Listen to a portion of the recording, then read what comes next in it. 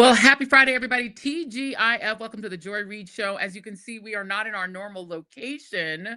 Coming to you live from beautiful Chicago, Illinois, one of our favorite cities. We've got a packed show for you all tonight. We're going to do things just a little bit differently because we are on the road. I'm on the road.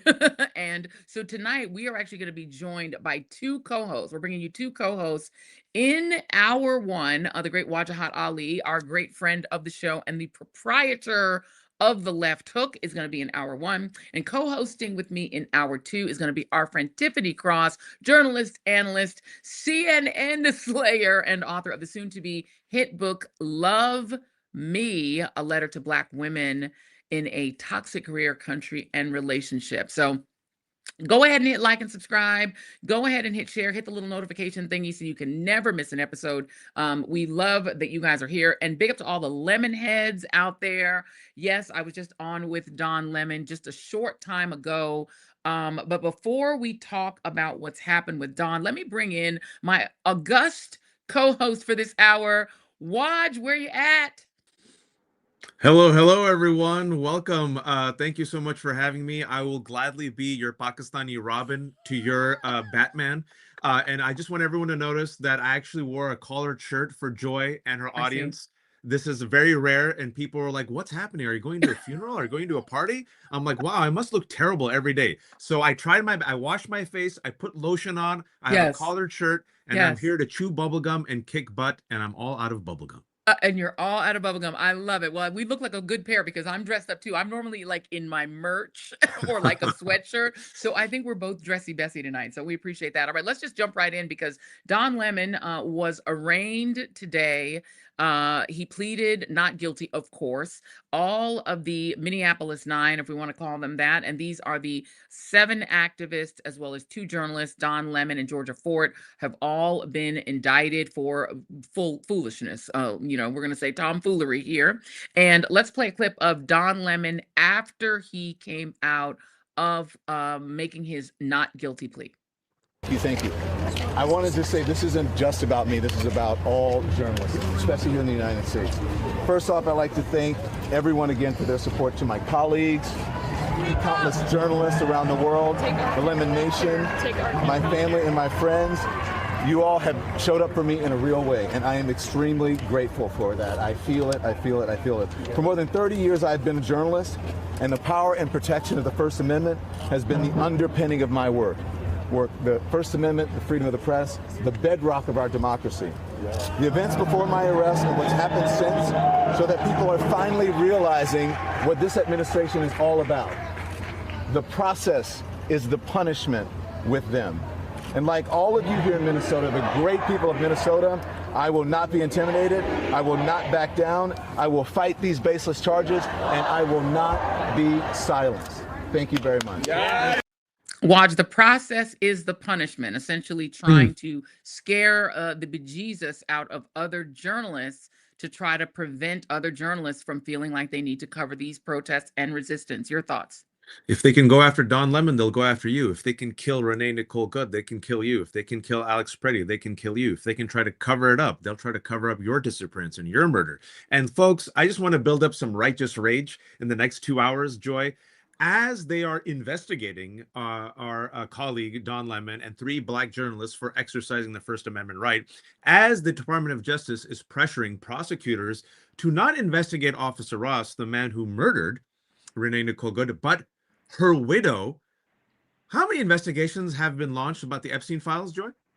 I would go with none. Oh, fascinating. None. So it seems that Pam Bondi, as the Attorney General, she's not actually the Attorney General. She is defense counsel for Donald Trump and the prosecutor of any and all critics who make Donald Trump look not so good. Yeah. And the thing about it is that what they're doing in this form of intimidation, note that they also had an FBI raid at a journalist's home to try to acquire information about her sources. They also allegedly have tried to get Don's phone. They've issued a subpoena for his phone. They want to know who he's talking to, who he's texting with, all of us who text with Don. They're trying to get inside of our personal and private conversations.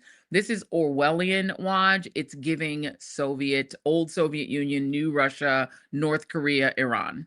I mean, you're absolutely right. Look, go back to the first Trump administration. What did Donald Trump and right-wing MAGA call the press? The enemy of the people. Who also used the term enemy of the people to describe journalists? Stalin. What did fascists and authoritarians do to journalists, writers, and academics? Kill them.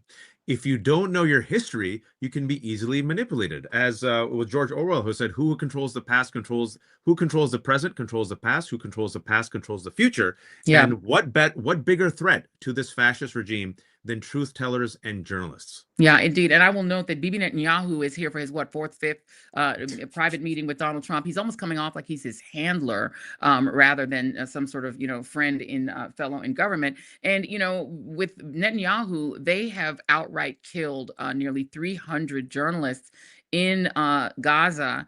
And note that they started just killing the independent journalists, just without any, chill at all. But eventually they got to Al Jazeera related journalists. So even journalists who had a formal connection. So Don Lemon, this is definitely a message to independent media, people like you and me, Watch, that they're going to come after independent journalists. But the journalists whose home they raided, I think, worked for the Washington Post. Absolutely. She worked for the Washington Post last month. Yeah, so they're going after traditional and non-traditional journalists while also cowing almost completely the mainstream media. And before we get into more of that, let's talk about this gentleman that they're trying to put in. Let me remind you guys, if you guys don't remember it, Jason, this is A2. This was the Equal Opportunity Employment Commission, which is supposed to care about making sure that people are not discriminated against at work. Clarence Thomas used to run it. Here was the PSA that they ran recently in these United States. I'm Andrea Lucas, chair of the U.S. Equal Employment Opportunity Commission. Are you a white male who's experienced discrimination at work based on your race or sex? You may have a claim to recover money under federal civil rights laws. Contact the EOC as soon as possible. Time limits are typically strict for filing a claim. The EOC is the federal agency charged with enforcing federal anti-discrimination law against businesses and other private sector employers. The EOC is committed to identifying, attacking, and eliminating all forms of race and sex discrimination, including against white male applicants and employees. Okay. Check out we EOC. We can leave it there. We can leave it there. Well, We got I one- have a candidate, Watch, for somebody who may need to call the EEOC and avail himself of their services. His name is Jeremy Carl. He's somebody who apparently tweets a lot about the Great Replacement theory, and he's trying to get a very important job. It's a State Department job, which deals with our policy toward international organizations like the United Nations. Jeremy Carl, here's some of his testimony. This is A3, Jason, please. You define white identity and what you think is being erased about white identity? Certain types of Anglo-derived culture that comes from our history. Like what? Let me think about this. Senator, I would say if you were to look at the book by one of your former Senate colleagues, Born Fighting, about the sort of Scotch-Irish military culture and certain, pride that went with that, that would be one example. Obviously, you could have sub-elements of that culture. You could have Italians, you could have Irish, and those are in many ways more But you're worried about white culture. You're not worried about, you're now retreating to ethnic identity. You don't speak about ethnic identity. You speak about white identity. So tell me the values that stitch together white identity and that make it different than black identity. I would say that the white church is very different than the black church in terms of its tone and style on average. Foodways could often be different. And those music could be different. And those are being erased. Music could be different. Well, if you look at the Super Bowl halftime show, which was not in English this year. So our ability to access white churches or white food or white music is being erased? I am concerned with the majority common American culture that we had for some time that through particularly mass immigration, I think has become much more balkanized, and I think that weakens us. And again, I'm not running away from that comment. I'm not apologizing for it. Well, I'm way over my time. I think you're struggling to answer this question, right? Because underlying your beliefs is a sentiment that white culture is just simply better. Watch. Oh, the world's most mediocre white men. This is me playing the world's smallest violin on my brown fingers. Oh, my Lord. Jeremy Carl, good luck. You're going to need that EEOC, buddy, because you're not going to get that job. And I want to say this, Republicans have come out against him, but not because of the white supremacy. I want to do a small quote from Senator John Curtis, a Republican of Utah. I find Jeremy Carl's anti-Israel views and insensitive remarks about the Jewish people unbecoming of the position for which he has been nominated. That's why Republicans care. But let's be honest, Joy, what he is parroting, what he is saying is exactly what's been coming out of the White House for the past year. Stephen Miller, budget, Himmler here, Pee Wee German, is in the White House. These are the types of white nationalist talking points promoted by the DHS, Department of Labor. Donald Trump dined with Nick Fuentes, who praises Hitler. We saw Politico publish those thousands of signal chats where they were praising Hitler. This is who they are. And if I may, Joy, in addition to Jeremy Carl, just to show you why this is all theater, folks, even the Republicans are so pissed off about Jeremy Carl and his really pathetic defense of his white nationalism. 3 days ago, the New York Times reported that Peyton Rollins, a 21-year-old groyper, who promoted these white nationalist talking points through the Department of Labor, guess what happened to him, Joy? Oh, no, he didn't get fired. He got a promotion, and now he has been hired by the Department of Homeland Security to run their social media accounts. Fabulous. Well, maybe this guy can go work with him. I'm going to play one more clip, and then we have a guest. Let's play A4, please, because he says that it is white Americans who are truly being discriminated against in America.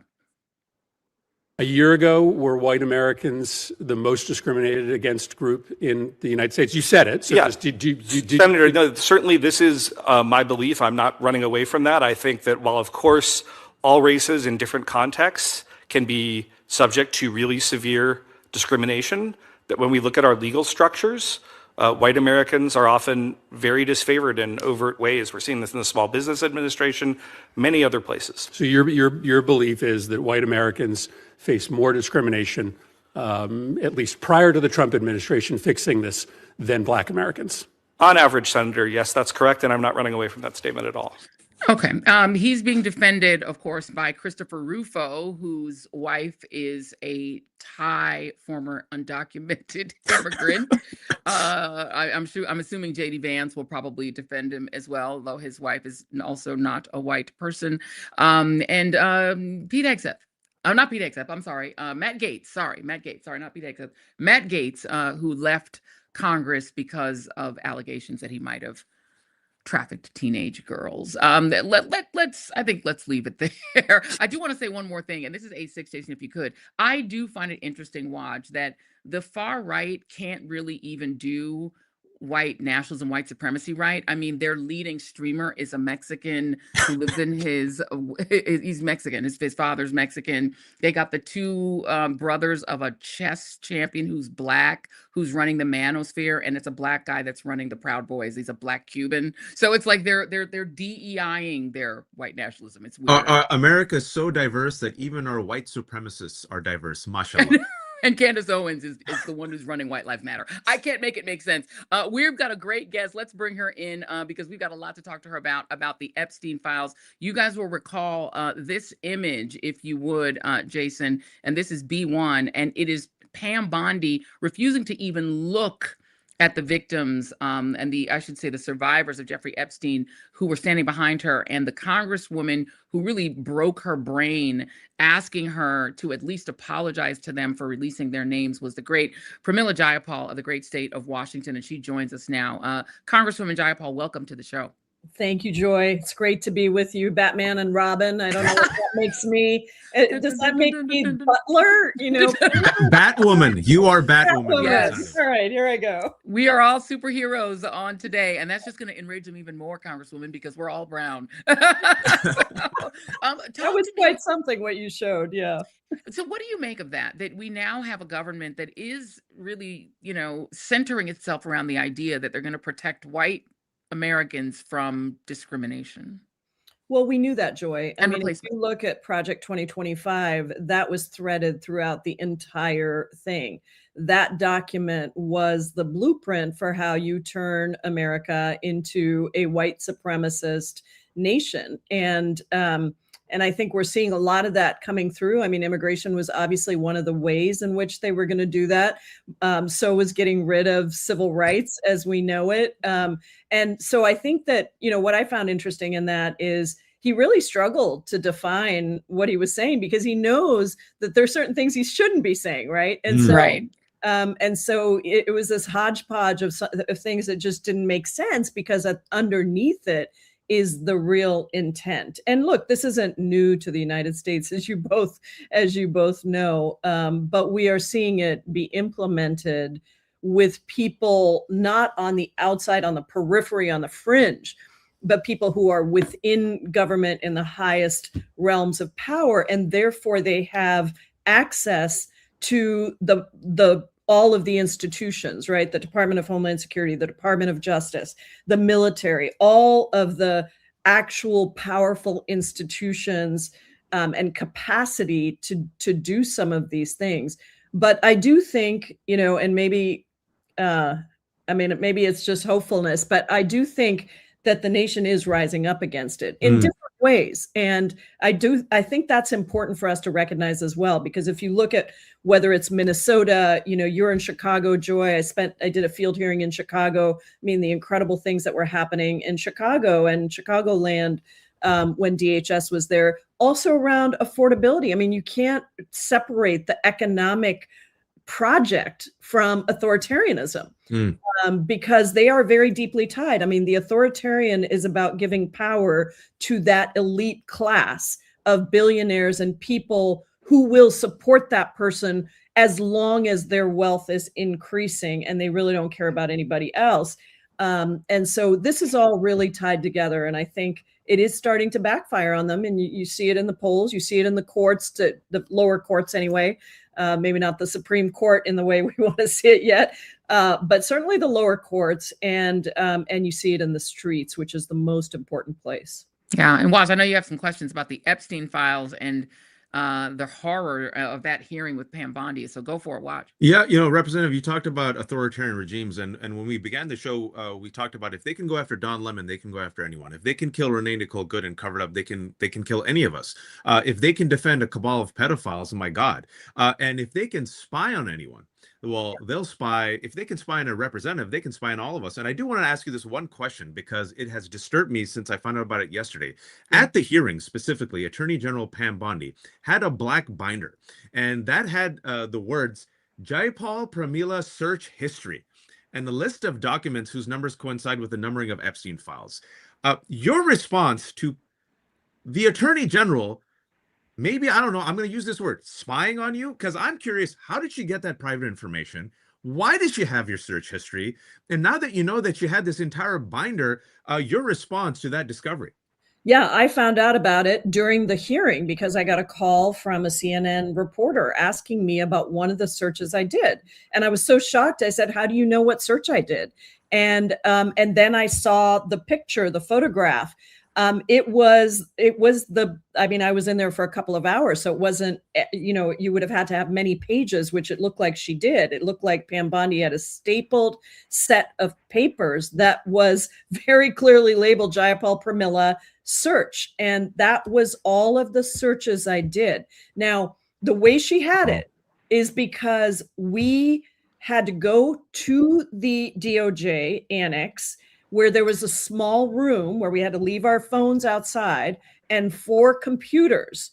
And we had to make an appointment in advance to go, so they knew where we were coming. They logged us in to the computers, so 4 members at a time. There were at least 2 to 4 DOJ staffers in that small room with us at all times. One, for a good part of my time that I was there, one was sitting right behind me, maybe 6 feet away from me, but could see my screen, could see everything I was doing. And it appears that they saved our search histories, because each of us had an independent login, is what I now realize. They logged us in, but it did seem like they were typing my name as part of that. So they must have had independent logins. They must have saved the search history, spied on all of us and what we were searching, and then taken that information. Some staffer actually put that information together in a little memo document, which is what she had, what Pam Bondi, the Attorney General of the United States, had in her binder pocket on me, that she brought in to use against me. Now, I don't know how she was planning to use it. I have nothing to hide about what I searched. I mean, that's not anybody's business. That's my legislative duty. It's a separation of powers issue.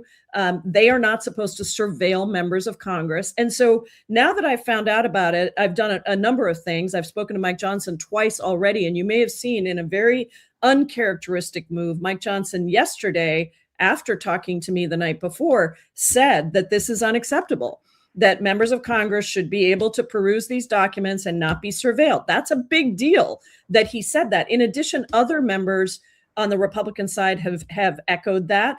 I just actually maybe an hour ago released a communication with Jamie Raskin and Robert Garcia directly to Pam Bondi, in which we say we want this practice to end immediately. And I've asked a number of questions. I'd like to know, how many members did she do that for? Did she save the search histories of all of the members? Why did she do that? Why did she bring that paper into the hearing room to use against us in what we called her burn book? That book was full of all the insults, all the charges she wanted to throw at us instead of answering the questions. So this reminds me of, you might remember, I think it was 2014, there was a big scandal with the CIA, similar kind of thing where intelligence staffers from the Senate were going to a CIA location to look at post 9/11, documents,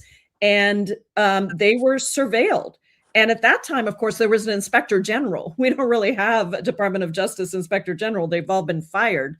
But that inspector general, did a report and investigation on it, put an end to it.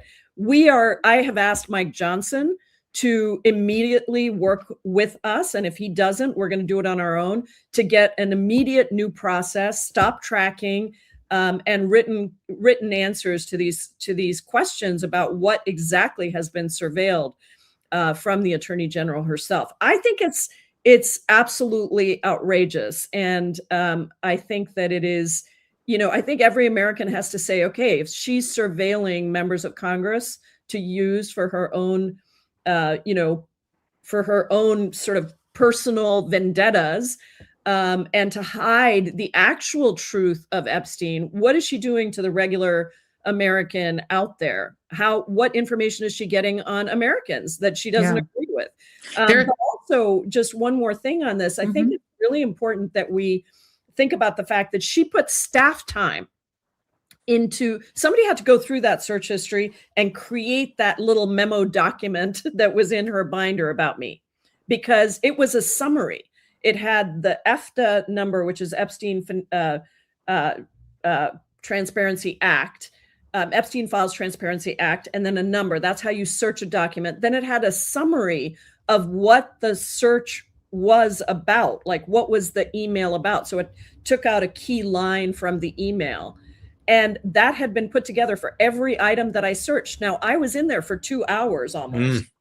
So think about the amount of staff time that went into that versus unredacting things that never should be redacted of powerful predators and redacting the names of survivors, because both of those things still need to be done.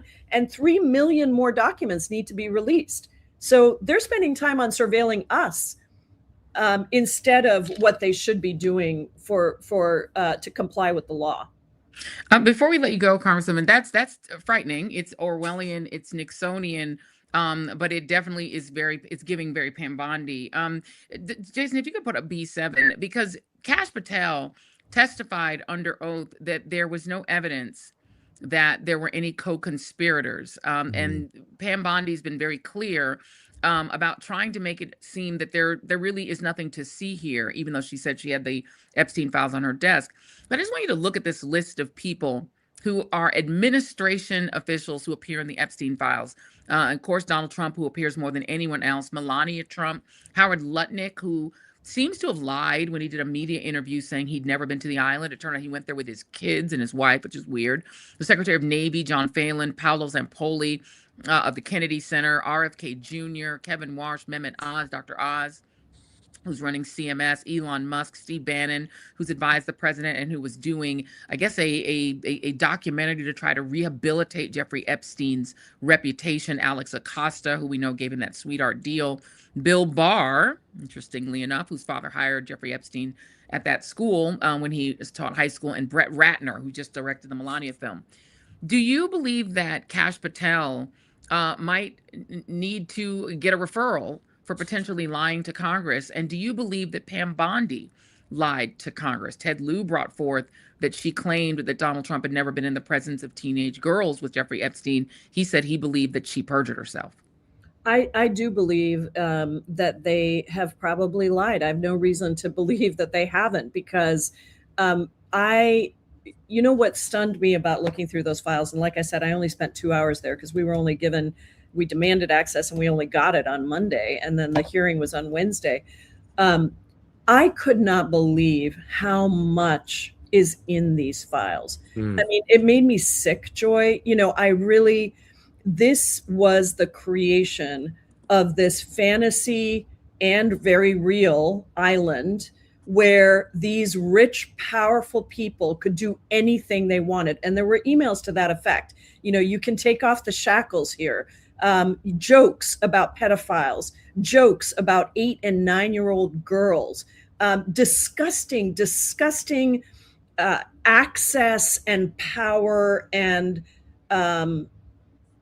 assault. I mean, acceptance of assault and rape, that I think you can't go into those files and not see that there is a lot of evidence here. And so when Kash Patel says there's nothing to prosecute, when Todd Blanche, who, by the way, went and interviewed Ghislaine Maxwell on his own and then authorized the release of Ghislaine Maxwell to a minimum security prison, when Todd Blanche says, well, they're just partying together, that's not a crime, it is absolutely disgusting. And let me just say, these people that are named in here are, the heads of governments in cabinets. They're the heads of big Wall Street banks, financial firms, law firms, academic centers. And it isn't just Republicans, I should say. This crosses across both parties. And it is all about wealth, privilege, and complete lack of any morality or accountability. And so I think that's why I really wanted to, I know we didn't spend time on the survivors, but it's why I wanted to bring the survivors into the room and make Bondi turn around and apologize to them, because the harm that she has done by re-traumatizing them, by releasing their information, their personal information, nude photographs, releasing the names of Jane Does who have been kept private for 20, 30 years in some cases, and now have been exposed, is so disgusting, because it is happening at the same time that she's protecting these predators and pedophiles and continuing this massive cover-up. Congresswoman Pramila Jayapal, we appreciate you. Stay on them, please, and come back as often as you want. Thank you so much. Anytime. Thank you both. All right, we're going to take one moment here because, we could not do this independent media without our sponsors. We appreciate them so much. So let's big up one of our favorite sponsors, and this is our friends at Quince. Now, if y'all caught our interview with the head of MPAC, you got to see one of my favorite little Quince outfits, Salam Mariotti. I was sitting next to him in my fabulous purple, that beautiful purple sweater. That was from Quince. And they have so many incredible wardrobe staples that are quality, made to last, fabulous cashmere. They feel luxe, but they actually are affordable. And it's high quality clothing, not high quality prices. They're 100% European linen, organic cotton, everything built to hold up season after season. The stitching is fabulous. The fit is fabulous. Trust me, they are gorgeous. And if you want to refresh your wardrobe with Quince and join the Quince Nation, just go to quince.com/joyreid for free shipping on your order. They're also offering 365-day returns to our Team TJRS family. It's also available in our favorite country, Canada. Canada, please take us all. That is QUINCE.com/Joy Reid to get free shipping and 365-day returns. Quince.com/Joy Reid. Also, they make great gifts. Watch if you want to get something for the missus. They're fabulous. So let's keep going, because we're in a moment going to be joined by Representative Hakeem Jeffries, of course, the minority leader, perhaps soon to be Speaker of the House.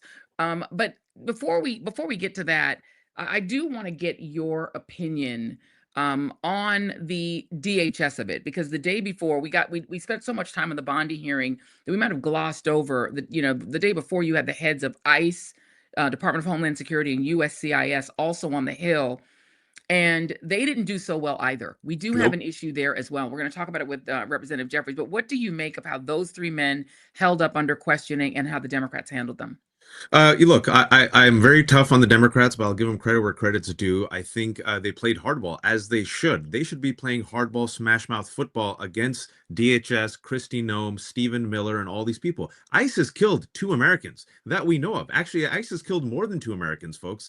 ICE has murdered Renee Nicole Good and Alex Preddy, covered up their murder. And if you saw, they did a small walk back, because as you've seen, Joy, this Trump administration plays with the Roy Cohn philosophy. You never apologize, right? You always fight. They said, one of the individuals said, we could have been mistaken in referring to Renee Nicole Good and Alex Preddy as domestic terrorists, which is what Kristi Noem, our head of DHS, referred to Renee Nicole Good as her body was still warm, Joy. She said that she was a domestic terrorist who weaponized her car against Officer Ross. So the fact that they even gave you that much shows, oops, we've been making mistakes. Yeah, they know that they're in trouble here, and that they will eventually be held accountable. Let's go ahead and bring in the minority leader of the United States House of Representatives, the Honorable Hakeem Jeffries. Thanks so much for being here. Great to be with you. So let's talk about that. The Department of Homeland Security's funding runs out tomorrow. Now, just to be clear, for those in the chat, they will still have money because the big ugly bill funded ICE so that it is essentially funded better than most armies throughout the world. But the funding will officially run out. The Democrats, and if Jason, you could put it up, have put up a set of demands that we've read on this show that seem entirely reasonable, demasking ICE, making them identify themselves, making them basically just act like regular law enforcement has to behave all over the country. Will the Democrats in the House, which you control that caucus, and do you believe Chuck Schumer will cause the Senate Democrats to hold firm on not giving them another dime until they do the things on this list? Yeah, I believe we're going to continue to hold firm. And that's in fact why when the clock strikes midnight tonight, there will be a shutdown of the Department of Homeland Security, because the funding bill will lapse.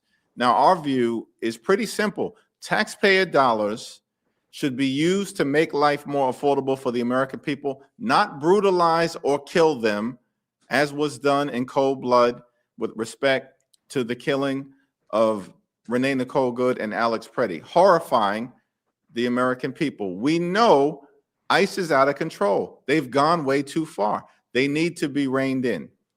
And our value proposition is that immigration enforcement in this country should be fair, it should be just, and it should be humane. Donald Trump promised to target violent felons who are here in the country illegally, but that's not what's happening.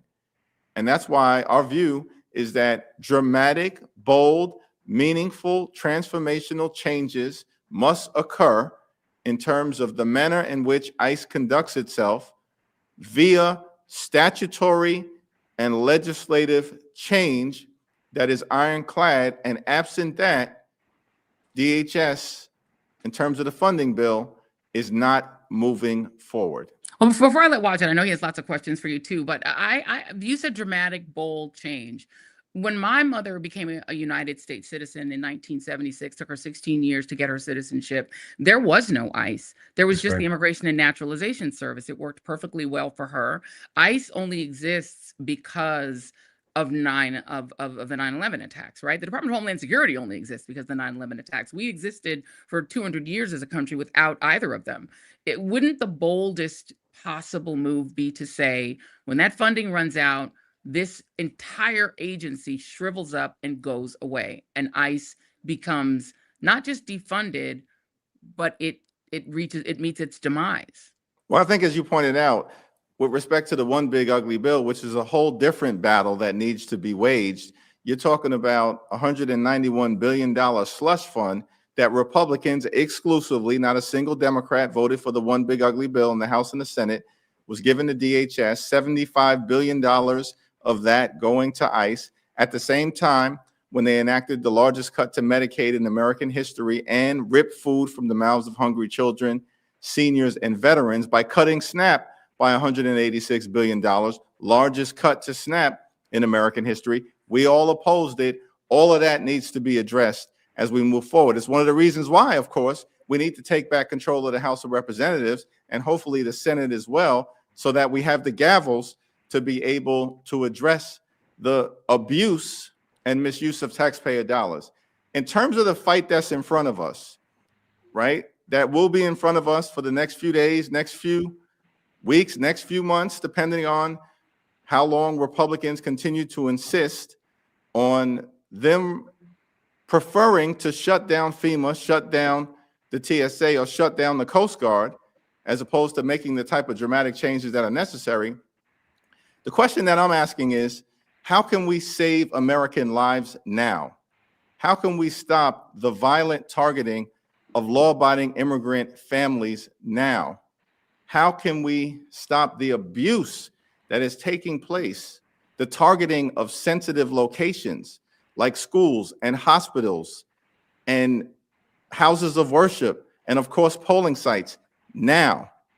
And how can we stop ICE agents from behaving with violent impunity But now? wouldn't it stop them if they just stopped being an agency? Just abolish ICE.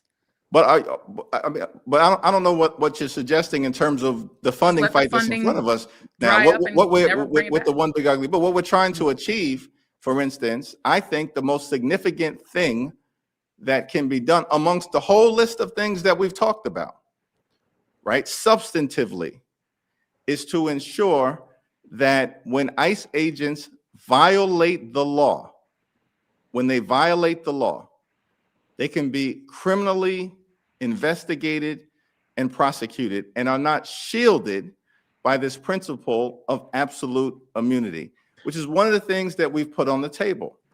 And the reason why, just so that I'm clear, my thinking, that we see these people behaving the way they are behaving. It's not just the masks. And of course, we've demanded that the masks come down. It's the fact that they think that the Department of Justice, under Pam Bondi, who's a disgrace, will never investigate them. And if the Department of Justice does investigate them, they'll never charge them or convict them criminally.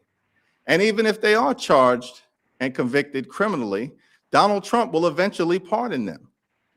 That's the only rational explanation for why people would engage in such blatant violence and break the law repeatedly. So Well, right, and so sorry. sir, if I could just say, if they're Go on. willing to break the law of that, and they act with so much impunity, is this an agency that can even be reformed? It seems to me that ICE structurally is so flawed that it would perhaps make more sense to end this agency rather than tinker with it. Do you see what I mean? What I'm suggesting is that the type of changes that give us the best chance to end the violence now by putting the pressure on the Republicans, because of course, anything that passes now is going to require Republican votes, just a handful in the House and in the Senate, to do the right thing for the American people.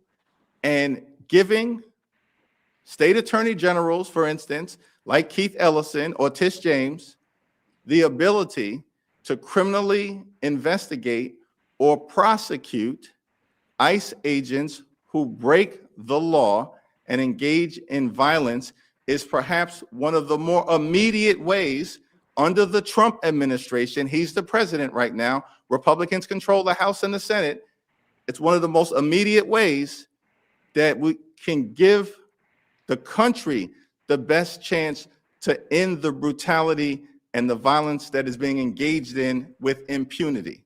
Watch. Representative, may I? Yes. I'm going to give you some numbers. Just today, it came out that ICE is using $38 billion to convert warehouses into camps. I'm going to call them concentration camps. Your colleague, Representative Raskin, went to one just yesterday in Maryland and said there were 60 people cramped like sardines in one room who only had access to one toilet.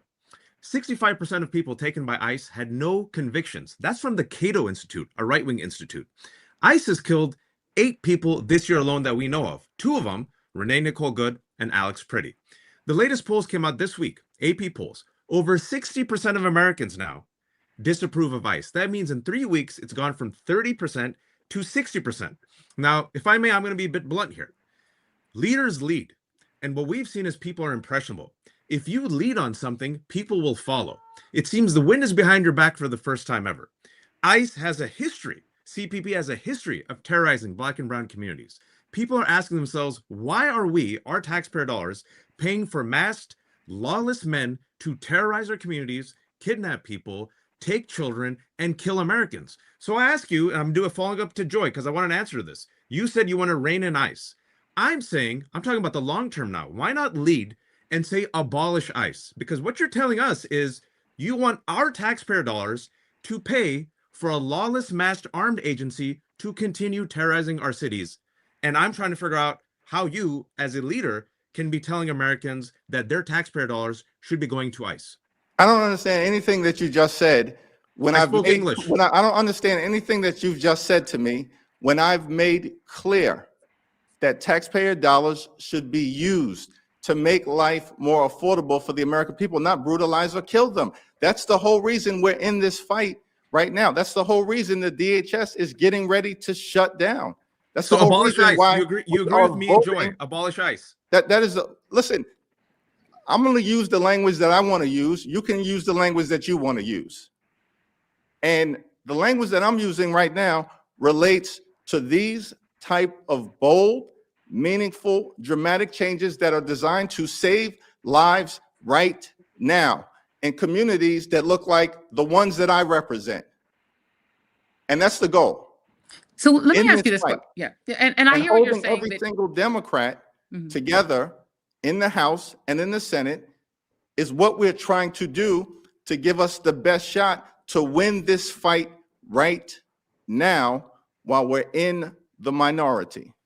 My question, though, is more about, if, let's say, Democrats do get back the majority, I think some of what people are looking for are, what is your project 2027, right? What will Democrats put on the table to say, give us power and we'll do X? What is on that list? Because I think if you give us power, we'll abolish ICE was on that list, people would be incredibly enthusiastic about that. If you said, right now we're going to rein them in, but give us the power, we will get rid of this agency. Is that something that Democrats are willing to coalesce around, saying we will just end it, period? I think for the last 14 months, we've continued to win elections, and we've won elections for a wide variety of reasons, including in deep red places like Louisiana, Florida, and Texas, as has been the case most recently, as well as in blue states or purple states like New York, like Virginia, and like New Jersey. And the American people, I believe, want to see 2 things: an aggressive affordability agenda. How do we drive down the high cost of living, as the mayor of New York City is trying to do, as the governor of New Jersey is trying to do, as the governor of Virginia are trying to do? And at the same time, of course, we have a responsibility to make sure that we are holding the wrongdoers accountable in every possible way. And of course, that effort is going to be led by a chair of the Judiciary Committee, Jamie Raskin, a chair of the Oversight Committee, like Robert Garcia, a chair of the Homeland Security Committee, like Benny Thompson. And we, of course, are prepared to do it in the way that we have always been when it comes to exposing the extremism on the other side and making sure that these people understand they're not just going to be able to behave with impunity now and think they're going to be no consequences moving forward. We have, I think we were out of time with you, but I have one last question. Waj, do you have one last question? I have one last question. Do you? Because I want to make sure that we Well, I get our do have next one guest question on. about accountability, and Yeah. I'll put my cards on the table. I'm against fascists and MAGA and Donald Trump, and I want Democrats to win, but I want the right Democrats to win. And I remember the YouGov poll that came out after the 2024 election said the main reason why Democrats stayed at home was their displeasure with the genocide that's happening in Gaza. And what we've seen is AIPAC. AIPAC now has spent $2 million attacking a moderate-leaning Democrat, Tom Malinowski, a Democrat, in the special House election in New Jersey 11th District. And we got a progressive Latina, Representative Mejia, who won, who, by the way, says abolish ICE. My question for you, if you're looking for accountability, if you're looking for change, shouldn't Democrats stop taking money from AIPAC that has spent so much money against Democrats? Well, listen, everyone's going to have to make their individual decision. My view as it relates to Democratic incumbents, first of all, is that I will continue to stand by every single one of them, whether that's Alexandria Ocasio-Cortez on the one hand, or the most conservative, moderate Democrat on the other, who's sitting in the Trump district and at all points in between, right? That's what I'm going to do as House Democratic leader. Now, in terms of how people individually fundraise, I'm proud of the fact that my average contribution amongst the millions of dollars that I've been working hard to raise for my own reelection that I use to help elect Democrats in other parts of the country is $27 per contributor. That's my average contribution. That's probably the lowest in the Congress. And so now everyone is going to raise money from their own constituents in different ways, and their own constituents are going to have a variety of different perspectives on a variety of different issues. But make no mistake, there's a big difference between Democrats and Republicans, and we're seeing that right now. I know some people like to project otherwise. How one can see the horrors of what has been inflicted on the American people since January 20th of last year and conclude otherwise, or want to try to suggest that there's no difference in one's quality of life. When I go to Bedford-Stuyvesant or Brownsville or East New York or Canarsie or the West End of Coney Island, people know that their life is being made markedly worse because of who's in office right now, both in the White House and the House. Well, Representative, respectfully, and we're determined to do something about just that. Just a quick follow-up. So that means, will you stop taking money from AIPAC? I'm going to continue to raise money in the same way that I've been raising it, where the average contribution from millions of people across the country is $27 per contributor. We are out of time. I had more questions, but we have to get our next guest on. Thank you so much, Representative Hakeem Jeffries. Please come back, because I have some more questions about gerrymandering and about the November election protection, but I have kept our next guest waiting too long. Thank you very much, sir. Appreciate your time. Look forward to it. Thank you. Let me bring on Father Michael Pfleger, whose house I am in, and so I do not want to keep him any longer. I saw him backstage, and I felt it would be rude to hold him off any longer. Father Pfleger, I want to get your thoughts on this. I don't know if you were able to hear Representative Jeffries. There is a big tension inside of the Democratic Party as to whether ICE should be reformed or gotten rid of. We know that the fight in Chicago has been incredibly brutal, where ICE officers have even shot law enforcement here in Chicago, and where they've been brutal toward protesters, as they have been all over the country. From your point of view, as somebody who's been an advocate, who's trying to protect people, who has a church that believes in immigration and kindness toward immigrants, what do you make of the reluctance of the people who are on all of our side to say that these kinds of agencies should not exist? I'm in agreement. I think ICE should be abolished. I think one of the things that we've gotten too used to in this country is we want to make things a little better than they've been. That's not good enough. We've got to, if we're gonna whatever the original purpose that ICE was supposed to be, I think we got to go back to ground zero and start it. And let's build. If we say that agency is necessary, let's define what it should be, and then let's recreate it. But I think that's one of the problems. I was listening to some of the conversation, Joy, with my concerns in the Democratic Party, and I pray and push and love and support the Democratic Party as much as I can. But I think the Democratic Party, if they're going to succeed, had to be bold. They cannot rule on what they've gone for a long time. And that's, again, we're better than them. We're not as bad as them. People, that's not going to bring people to the polls. People want something. I think what we saw in New York with Mamdani. Mayor Mamdani started with Democrats against him, Republicans against him, but he got the people behind him. And I think that was his success. And I would hope that we might have learned from that, what Jasmine Crockett's doing in Texas. And I love Jasmine. We had her here at the church. I've supported her, and I'm with her 100%. And if she can win, because she's reaching out to a lot of disgruntled Trump people who were with him and now say he's not what they thought he was going to be.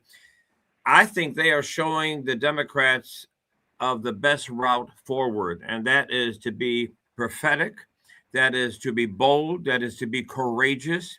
And I think there are untapped voters waiting for those kind of candidates to jump behind.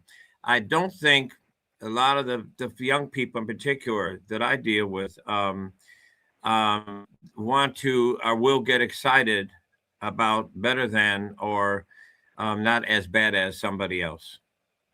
Yeah, because it feels like, there is, Waj, this sort of desire to preserve an agency that isn't in the Constitution, that didn't exist until 25 years ago.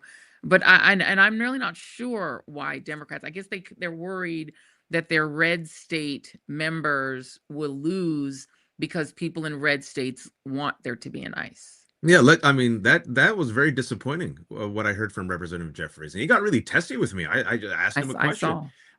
And I tried to tell him the wind is behind his back. The people are with him. You got Republicans with him. You got white Trump voters literally saying, hey, these guys are terrorizing our streets. Representative Mejia won in the centrist, affluent New Jersey 11th district, and she's openly about abolish ICE, Joy. I want to ask you this question, Father, if I may, because it's important to me. I think I'm outing Joy, but she's outed herself. She believes in God. I'm a Muslim. I believe in God. Safe space, safe space. I went to an all-boys Jesuit Catholic high school, Bellarmine, where I was taught by Jesuits. And they told me the motto was "Men for others, faith through service." And I always tell progressives, there's a massive weakness in that you're ceding the religious ground and moral language to the religious right. Every single movement towards social justice in America, you've had to have faith leaders, MLK, Malcolm X, right? Can you talk to us about the importance of religious people, religious clergy being out in the front in this moment and reclaiming, specifically for white Christians and Catholics, Jesus as a mascot, not of white nationalism, but as a mascot, not a mascot, but a prophet of decency, righteousness, and helping the poor and the refugees? Well, this is a question I've been dealing with and wrestling with every place I've gone for the last 6 months, is that we are seeing, first of all, the Christian right has hijacked Jesus, and they have hijacked the Bible, and they have redefined the entire Christian movement. And I think they've been able to successfully do that because the faith communities have become so weak. And we've turned in on ourselves. We are supposed to be the moral center. We're supposed to be the moral voice. We're supposed to be the conscience of America. And frankly, I think that the both Jewish, Christian, and Muslim have been so worried about being politically correct and saying the prayer for benediction and the opening prayer for Pharaoh's prayer breakfasts and prayer counters that we have lost our credibility. And I think I was saying to Joy earlier, I think we're at a crossroads. I think if the faith community, which I keep saying, what we are in right now is an enormous opportunity. All the evil, all the wickedness, all the horrible stuff that's going on. This is an opportunity for the faith community to rise up strong and be who we were called to be, not to build religion, not to build Catholicism, to build the kingdom of God. To remember that all of our holy books, the Torah, the Quran, and the Bible, the foundation of it all is to care for the poor, to care for the woman, to care for those who are most vulnerable and most in need. That's our foundation. And if we do not step up now and become that, I believe organized religion will die. And a new thing will be born. And I pray it doesn't have to do that, just like I pray that Democrats don't have to go through that to do that. But this is a moment for us to expose the hijacked Christianity that Jesus they're talking about ain't Jesus. My friend Guy Taylor, when he was alive, used to say, do whatever you want to do, but stop doing it in the name of Jesus. And what they are doing is lying, but they are controlling the narrative out here because we're so quiet and we're so afraid of losing a 501c3, afraid of having our taxes and our churches investigated. Go investigate. Do whatever the hell you want to do. It's time for us to be the church and to be prophetic and not pathetic. And to that very point, let me, Jason, if you could pull up D2, because people, I think, with Don Lemon's indictment with these other 8 people, these 9 people that were in Minneapolis, people keep forgetting why that particular church was being protested. And Jason, let me know when you've got it, because this is Joe Rigney. He's the person who used to live for 18 years in Minneapolis, who actually was a co-founder of that church, which had an ICE agent as a lay pastor. That's the reason that church was targeted. If you could, let's just play a bit of what Joe Rigney has had to say about compassion. You have it, Jason? Oh, we don't have it. Okay, we don't have it yet. I will summarize it for you. He said that the left has tricked Christians into believing that they're supposed to be compassionate, and that state-funded compassion toward the poor, meaning welfare for the poor, meaning caring for the poor through the state, is a trick that liberal theologians and that liberals have done to the church, and that's what's wrong with the church. That's the guy whose church was protested in Minneapolis, Father Pfleger. And I wish I was there to have stormed in it with them, but here is my problem that's so much bigger, Joy, than Mr. Reid. The problem is that there are not only people in churches who feel they're good Christians and they're racist and they're sexist and they're homophobic and they're all of the things that the scriptures are against, but they're in church and feel comfortable in it. The church should be the most dangerous place for people like that to be at. But they not only feel comfortable in the pews, but there are people who in the pulpits, lay ministers and ordained pastors, who feel comfortable in a church, preaching in a church, praying in a church with those kind of realities. How did that take place? And we wonder why people are not coming to church, or why so many young people have left the church. Because we've told them there's no reason here for you to come if you have a conscience, if you have a moral center. Here it is. Older, kind of policing and evaluating their actions. You want to be a compassionate person. Like for Christians, like that's a command. Jesus said, be kind, be tenderhearted, be compassionate. Christ was compassionate. So you go, I want to be that. And then you say, not only that, I want to be known for that. Like I want that to be a marker, because Christ said, like they'll know you by your love. This is your reputation. You're representing Jesus. And so you want to represent him well. So that's the kind of like the good impulse. I think what's happened in America and the West in general is that I think the left figured out how to hijack that and manipulate it. And it works a couple different ways. One is by constantly demanding that Christians demonstrate their compassion, or in the upgraded language, their empathy, as defined according to progressive standards. So what does compassion mean? It means you must support this generous welfare state. State-funded compassion is the way that you show you're a compassionate person. I think this is what the Lutherans, for example, long before we got to this point, or the mainline denominations, this was their kind of progressive vision, was we exercise our compassion through state action. Christians are primed, because they want to be compassionate, to go for it. And then if you resist, you say, I don't know that this is actually the best way to show compassion to this group of people. I don't think this will actually help. I think this might actually enable certain kinds of destructive behaviors or something like that, or this is going to be bad. Now it's going to be your reputation on the line. Why are you a hater? Why are you a bigot? Why are you not compassionate? And then what happens is that Christians start to self-police. So I think there's a lot of Christians who hear me say that and go, I don't have a little progressive on my shoulder. It's like, no, you don't. You have a respectable Christian on your shoulder. You want to make sure that you stay in that bucket. Anything. Yeah. I'm going to give you the last word on this, Father Pfleger. Joy, he doesn't have a problem with those that came in to protest. He has a problem with Jesus. That's who he has a problem with. He should just admit that, because he is coming against everything the Jesus of the Gospels stood for. And I believe that Jesus would not have been in there protesting. He'd have been turning over tables had he been with the group. Father Michael Pfleger, thank you so much. I am so excited to be in your church. It is such a beautiful sanctuary. If anybody is in Chicago, you must come. And I've got to come here for a mass. I haven't been Catholic since I was 6. My mom switched us to Methodist because the ceilings were lower and we used to make too much noise with the high ceilings. So then we became Baptist when I got older. So I went all the other way around. But I'll come back if it's church with you. Thank you so much, Father Pfleger. I appreciate you Thank you. so Bless you. much. Look forward to hearing you later. Thank you so much. And Wajahat Ali, we are officially Batman and Robin. I'm going to claim it in the name of Jesus and Allah. That was fun. No, thank you so much for inviting me. And also, I sent a message to Nida, your fantastic Muslim American producer, because we have all the DEI hires. It's so true. Because we do it well. My team, I got white and gay. I got Muslim. I got women. We got everything. We got black, white. We got everything. No, but I messaged her, and I want to say this. It's your show. I'm Robin to your Batman. I apologize because I couldn't let Jeffries go, so I had to ask him that follow up. And I thought you had more time for your question, so I wanted to apologize to you publicly. Listen, we'll ask him more questions. I think it was more important that you get that follow up in. You're an excellent journalist, among other things, and also a gentleman and a scholar. Thank you, my friend. Wajahat Ali, everybody, give him a round of applause. He is a great one. We've got one more hour of the Joy Reid Show. We appreciate everybody for tuning in, but we want to also make sure that you support our sponsors who make this all possible.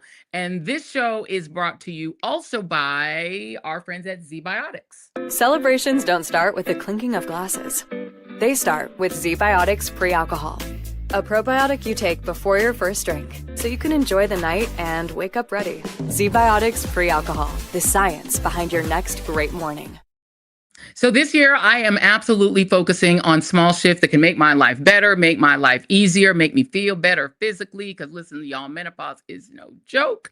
And things affect you differently when you get a little bit more seasoned. And so one of my little simple tricks for sort of hacking my system and my body, if I do want to have my security, because I love my security, or my Prosecco and Saint Germain, is I start with a prebiotic, a pre-alcohol. And ZBiotics is the most scientifically sophisticated pre-alcohol that there is that helps you reclaim your mornings. And let me just tell you quickly how it works. When you drink, alcohol gets converted into this toxic byproduct in your gut. And that buildup of that byproduct, not really dehydration, is what is responsible for those rough mornings the next morning. So what you want to do is you want to take a pre-alcohol first, then have your security or whatever other cocktail you love, and then you will wake up feeling absolutely fabulous the next morning, like nothing ever happened. Very, very important. It is what I do. It is my personal life hack. Hopefully you guys will try it too, and we love our friends at ZBiotics. So if you want to give it a try, go to zbiotics.com/joy. You're going to get 15% off your first order, and all you have to do to get that is to use JOY, Joy, at checkout. Plus, it is backed by a 100% money-back guarantee, so zero risk. Subscriptions are also available if you want to use it for consistency. So just head to zbiotics.com/joy and use the code JOY at checkout for 15% off. All right, welcome to hour 2 of the Joy Reid Show. If you have not hit like or subscribe, what are you doing? What are you waiting for? Go ahead and do that now so we can make sure that you stick with us and stay with us. Everywhere we go, we want you to go as well. We now want to introduce our co-host for the second half of the show. And it is Tiffany Cross. Happy Valentine's Day, my love. Oh my gosh. It is so good to see you, even virtually. So great to see you. First of all, I got to ask, how you doing? How are you doing now that the book baby has been birthed and it is actually in the world? Do you have more time? Are you able to actually... No, I mean, this is so crazy because I feel like we're so busy. You and I have a little trip coming up in a few days or so. And I'm recording my audio book. I am excited. Mahogany Books, the folks at Mahogany Books, Black-owned bookstore. They are exclusively offering a signed copy of Love Me, A Letter to Black Women in a Toxic Country, Career and Relationship. So if you go to Mahogany Books and search for that book, I'll post it on my socials, which I should have done. So the people can see, but you'll get an actual autograph copy. So now it's like the promo, Joy. And Joy has had multiple New York Times bestsellers. So you know how the whole process is, and I am being very type A and driving my publishers crazy. But the crazy thing is, Joy, everything happening right now, I'm so eager for this book to be in the world. It drops May 5th this year, but it's available for pre-order now. But it's every conversation you and I have. It's every conversation we have in the group chat. It's every conversation I overhear Black women having. Everything from love, you know, we're in a season of love right now, but also what we're going through in our careers. You know, as almost 400,000 Black women are out of work. What we're going through in this country, that we've been named the enemy of this country. Just kind of the disconnect that we're experiencing, and centering our humanity at a time. I heard your wonderful conversation with Father Pfleger, and Wajahat, I love you. I'm so sorry we didn't overlap, but great conversation. And I feel like our Black women's humanity is our superpower, and I write about it that way. I center that. And there's nothing like being in the safety of our togetherness. So I wrote this book like we are wrapped in the pages of the safety of our togetherness. So I'm excited for this hour to be on with you. I told you, I sent you a video. This woman, Miss Millicent, loves you. Miss Millicent, if you're watching, I told Joy, I sent a little video of Miss Millicent. She was fabulous. That video, it literally, it warmed my heart. She is so sweet. Miss Millicent. Hey, Miss Millicent. We're big enough. She watches you all the time. Love, all the time. Love. Thank you. Thank you. Thank you. I want to know how you're doing, Joy. Can I ask really quickly? Because you work so hard. And for the people who don't know, our Machete group chat, our Joy's friends, me and Jackie, like everybody who knows Joy, we're always like, how can she rest? What can we do? Joy works hard. So everybody who tunes into this show, just know it's on Mondays, Wednesdays, and Fridays, but it is a Sunday through Sunday job for Joy. And you're always traveling. People are always tugging at you for something. Everybody around you needs you for something. You like walking through the airport, you make time and stop and talk to people. You're constantly like, you're writing, you know, your Substack, all these things. So the people love you so much. So how are you doing? Really, really? I am frazzled, exhausted, overwrought. I am on the verge of a crash out every moment. This country is in fascism, and I'm just like, I'm in fight mode. I feel like I'm in fight or flight all the time. You know what I mean? And it's like, once you get into it, it's like, and I also am like extremely ADHD. So it's like, I just start trying to fix it. I'm like slapping down everything and trying to fix this and fix that. And I think that just becomes a lifestyle, you know? And I think for a lot of women, and this is why I'm excited about your book. I'm very excited about it because I think we're all in that, right? Whether it's relationships or work, we're in fight or flight so much, especially like in this phase of life where, you know, running a business and, you know, trying to get this show and this business off the ground and making sure that we're covering all bases. It's so funny. I used to spend so much time, Tiffany, on social media. My bosses hated it. Now I don't have time to post on social media. I'm like, I don't have time for that. And now I feel like I'm derelict in my social media. I'm like, oh my God, I have to now go and make sure I take care of my folks on IG. I feel like I'm neglecting them. And so I'm spending so much time focusing on what I'm not doing that I'm like not satisfied with myself. You know, I'm very hard on myself. So I'm type A like you. So What is the thing, if you could get it, if the people around you could gift you something in the perfect world, if you were writing this script, what is the thing that we could gift you that would give you some breathing room, or that you could even gift yourself? A clone. Okay. I want a clone. We will get on that. I need a clone. Like, I wish I could program like a robot that knows everything I know and knows what I have to do. And so I don't have to tell the robot what to do. See, I'm not even pro AI, but I wish I could like program a robot that would do all the stuff that I don't have time to do. And I wouldn't have to explain it to them. Because the thing is, like, the thing about trying to get help when people offer to help you is at first you have to explain to them what needs to be done. And so by the time you've explained it, I'm like, let me just do it. You know what I mean? And so whether it's like grabbing elements or doing anything, by the time I say this is what I want, I'm like, I'm halfway done doing it. And so a clone would be great. Would be great. Strawberry.me is one of our sponsors. I think I might have to sign up and sign up. Well, but what I hear you saying is capacity. You need more help, like for the show that you do, and you can build capacity by people liking and subscribing and sharing and telling everybody to watch the show. We're gonna get you to 1 million followers. People can help by voting for you for the NAACP Image Awards, all those little things. So all the people that are tuning in now or later, those are the things that help those are the gifts that we give each other, that we give each other as Black women, but also as supporters of this show. And that builds capacity for you. So, Amen. I mean, I'm sure you asked for that, but I'm asking the viewers as well.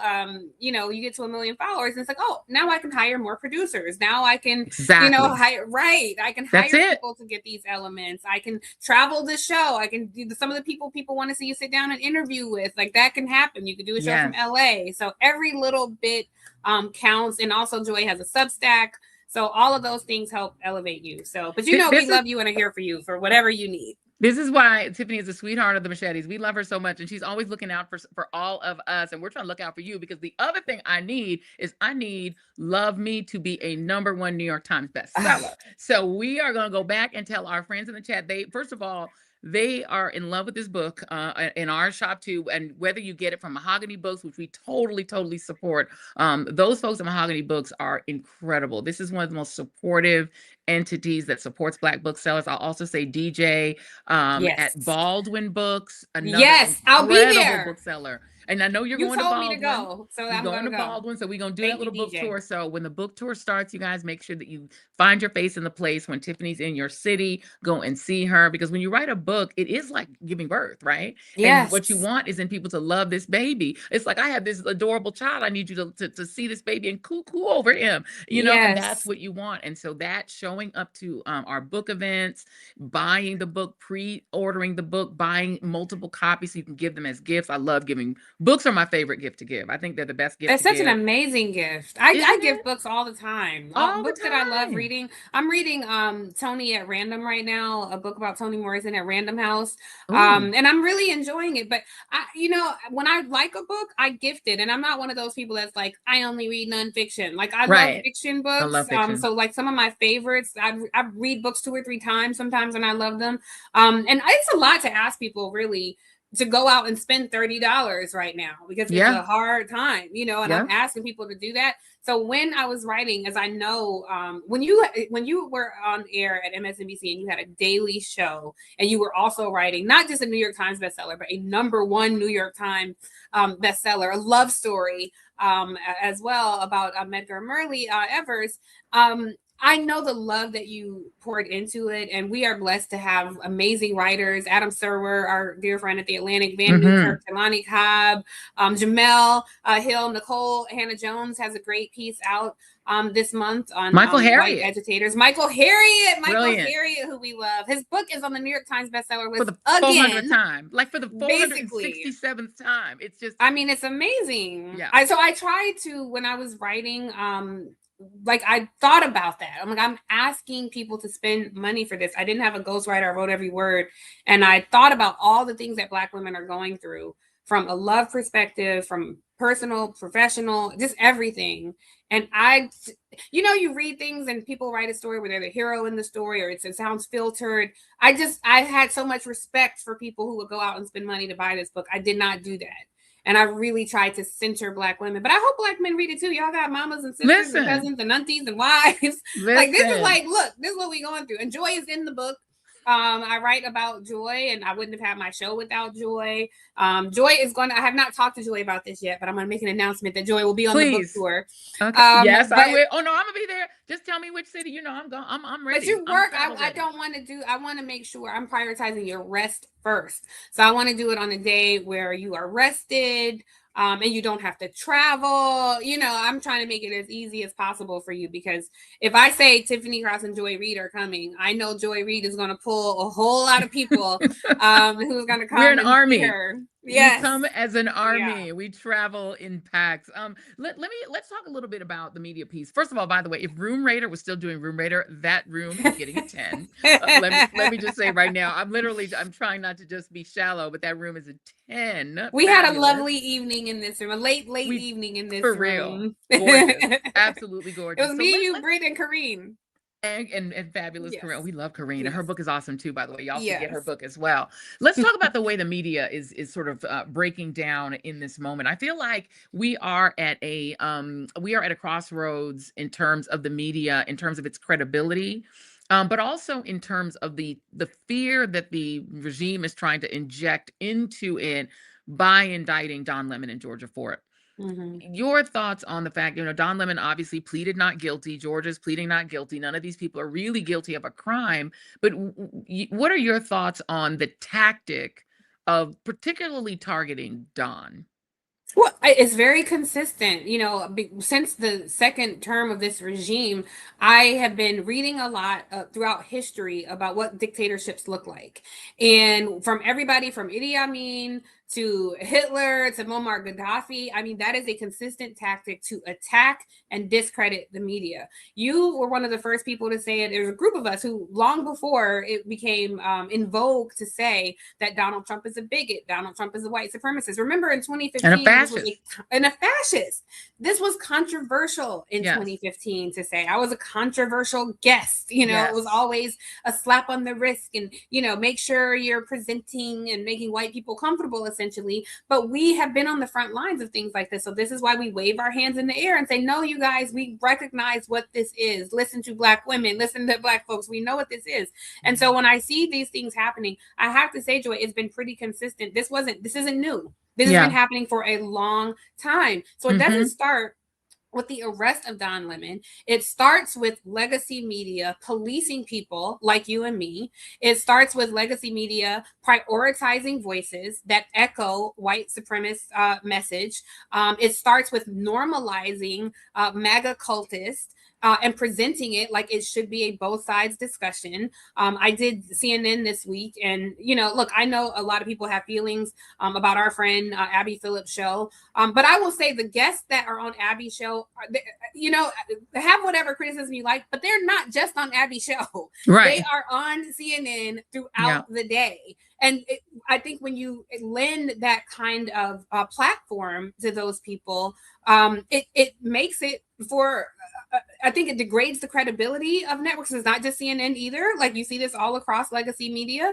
And so then when the administration comes out and they say, yes, we're going to arrest this person. Well, you've already normalized people saying, all it took was enough people to say, oh no, they didn't just shoot Renee Nicole Good in the face. She was trying to run him over, even though we all clearly saw that's not the case. It just took enough of them to say that. And then all of a sudden the media is like, okay, we're going to take that story. That's happened time and again. And so by the time you get to the point where we're going to arrest Don Lemon, and then you give platforms to people defending the arrest of Don Lemon. And it makes me worry about you, to be honest, Joy, because you're also another favorite target of theirs. It's just been a gross failure. And so I think there's something beautiful, necessary, poetic even, about you having this platform and other people, and what happens when platforms like this democratize who has a voice. However, there are also nefarious actors who get to call themselves journalists, and they are not,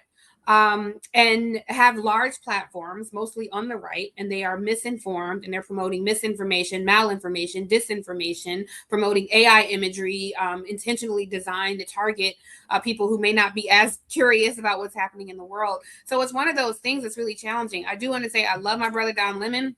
We are all standing behind him. I think Don is going to be exonerated. I think the judge is going to throw out this case. If it escalates, I think they picked, when Black folks tell you picked the right one today, you have in fact picked the wrong one. So I'm saying they picked the right one with Don, because it's just going to elevate his platform. It's giving him a voice. A free people will not be handcuffed at this time. That was one of the things that Miss Millicent said. Joy seems so joyful. Joy seems so free. She seems so happy. And I was like, Miss Millicent, it's not an illusion. It's like here you get to speak your truth without being filtered, without, they didn't say this directly, but the notion was always, do not disrupt the comfort of white people. Not just white people, don't disrupt the comfort of conservative white people. Of powerful people. People. That's it. It's like, let the powerful people, have their way, because you don't want to see the consequences that the powerful people could mete out to these corporations. Well, let me play something for you, Tiffany, before we bring our guest in. And Jason, this is E1,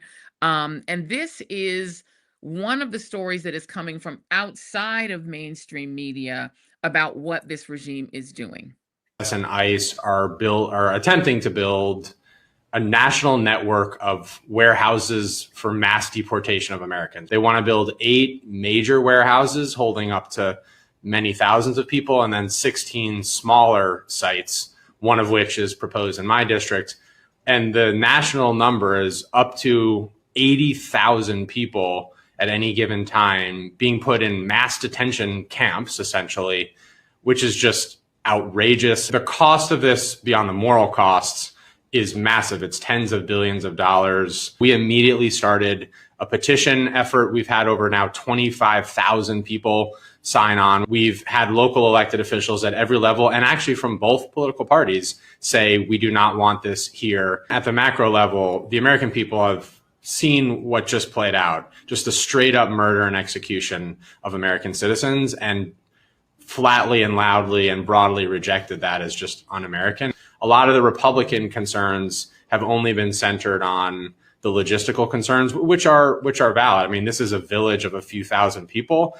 Literally, the number of detainees would be more than the population of this village. The other thing that's important here is when you look at who you follow the money to, who owns these sites, there's major corruption and graft that's quite blatant. For example, the site in my district that's proposed is owned by one of Trump's multi-billionaire donors who would directly financially benefit from this site being purchased and or used in this way. It stands to benefit Trump's cronies. We have to have a secure border and safe communities, but that is not what this is about. Like, this is just a power grab by the Trump administration and turning what was an agency focused on keeping us safe into one that's literally killing American citizens in our streets. I'm telling you, we are not going to let this happen in my district. I firmly believe we can stop it. My message to DHS is listen to the people. I mean, we've heard such resounding pushback from everybody in my community across age and geography and even politics to say, we don't want this, we don't need this. So the message is stay out of the Hudson Valley, stay out of these other communities, and start respecting the Constitution again. Let's bring in Congresswoman Ayanna Pressley of the great state of Massachusetts. And she's someone who has been a vocal proponent of the dignity of immigrants in this country. And I'm sure has many, many thoughts on the idea that we have private concentration camps being erected throughout this country. Congresswoman, welcome. Hi, it's wonderful to be in virtual community with you, sisters. Thank you. Thank you. You look thank great, you. Congresswoman. You And can always. I just say quickly, happy belated birthday to my fellow Aquarius sister. It's Aquarius season. It's our season. It's our season. I love it. I love it. And you're a fashion icon, and that is true. Those glasses are fire. The whole, but we're gonna not be shallow and talk about how gorgeous you are, but we want you to talk about ICE. We had Congressman Hakeem Jeffries on, leader Hakeem Jeffries, and he was very, very reluctant to even sort of consider the idea of proposing abolishing ICE. That seems to be something that the Democratic leadership is not comfortable with, even as a forward-leaning plan, that if you get back power, this agency will go away. Is that kind of the way that you see it inside the caucus as well? Well, let me just say this. Let me say how I see the issue, period. I've been in Congress now since 2018. I ran on a platform to abolish ICE. We were, as pace-setting Black women often are, accused of being hysterical and hyperbolic, extremist, radicals, and we were really just the canaries in the coal mine. I didn't need one more person to lose their life or have their human rights violated or their constitutional rights denied to know that ICE needs to be abolished. It's only been in existence since 2003. And it shouldn't be under the Department of Homeland Security, Immigration Enforcement anyway. So it's only been in existence since 2003. It is rogue. It is racist. It is beyond reform.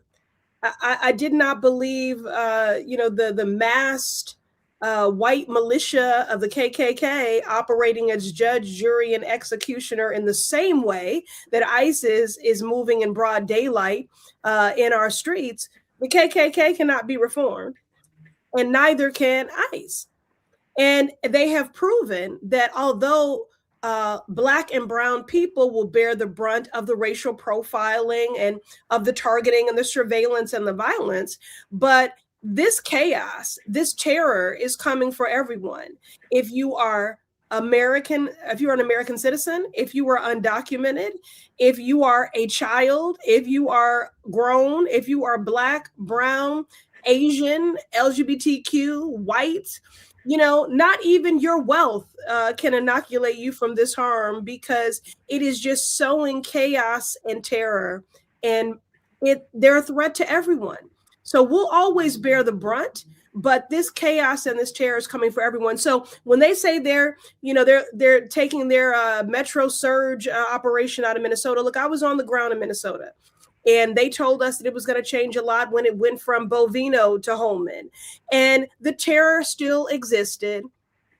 I do have to say that although the terror was rampant, so too was Minnesota, an inspiring example of mutual aid, of communal organizing and resistance. And they're really a template for the type of infrastructure we all need to be standing up. But I digress. But the point is, it was still going on. And so when they say now they're pulling back, we hope that's true. But it doesn't calm my spirit, because they're just going somewhere else. Right. I don't want them in Minnesota. I don't want them in Massachusetts. I don't want them anywhere. And then finally, Joy, I have to say this, that there's so much emphasis on the terror occurring in our streets in broad daylight. I don't want us to forget what's happening behind the wall in these detention facilities. And this is all driven by profit. So I always remind people, if you are outraged by mass incarceration, you should be similarly outraged by mass deportation, or really mass kidnappings, because they're all incentivized by the same for-profit system. In the same way that corporations benefit from locking up poor folks and Black and brown folks, these same corporations benefit from the unlawful detainment of people in ICE detention facilities, where human rights are being violated and people are dying. So this is also why I've been pushing in the Senate negotiations for my legislation, the Qualified Immunity Abolition Act, to be a part of this, because there can never be justice. Because if there was justice, Savario Gonzalez, Keith Porter, Renee Good, Alex Preddy, they would all still be alive. But there must be accountability, y'all. And if a doctor can be sued for malpractice and a lawyer for negligence, amen. When someone has killed your family member, murdered your neighbor in broad daylight, there should be restitution. These families deserve to be able to sue these federal agents. So, agreed. Tiffany.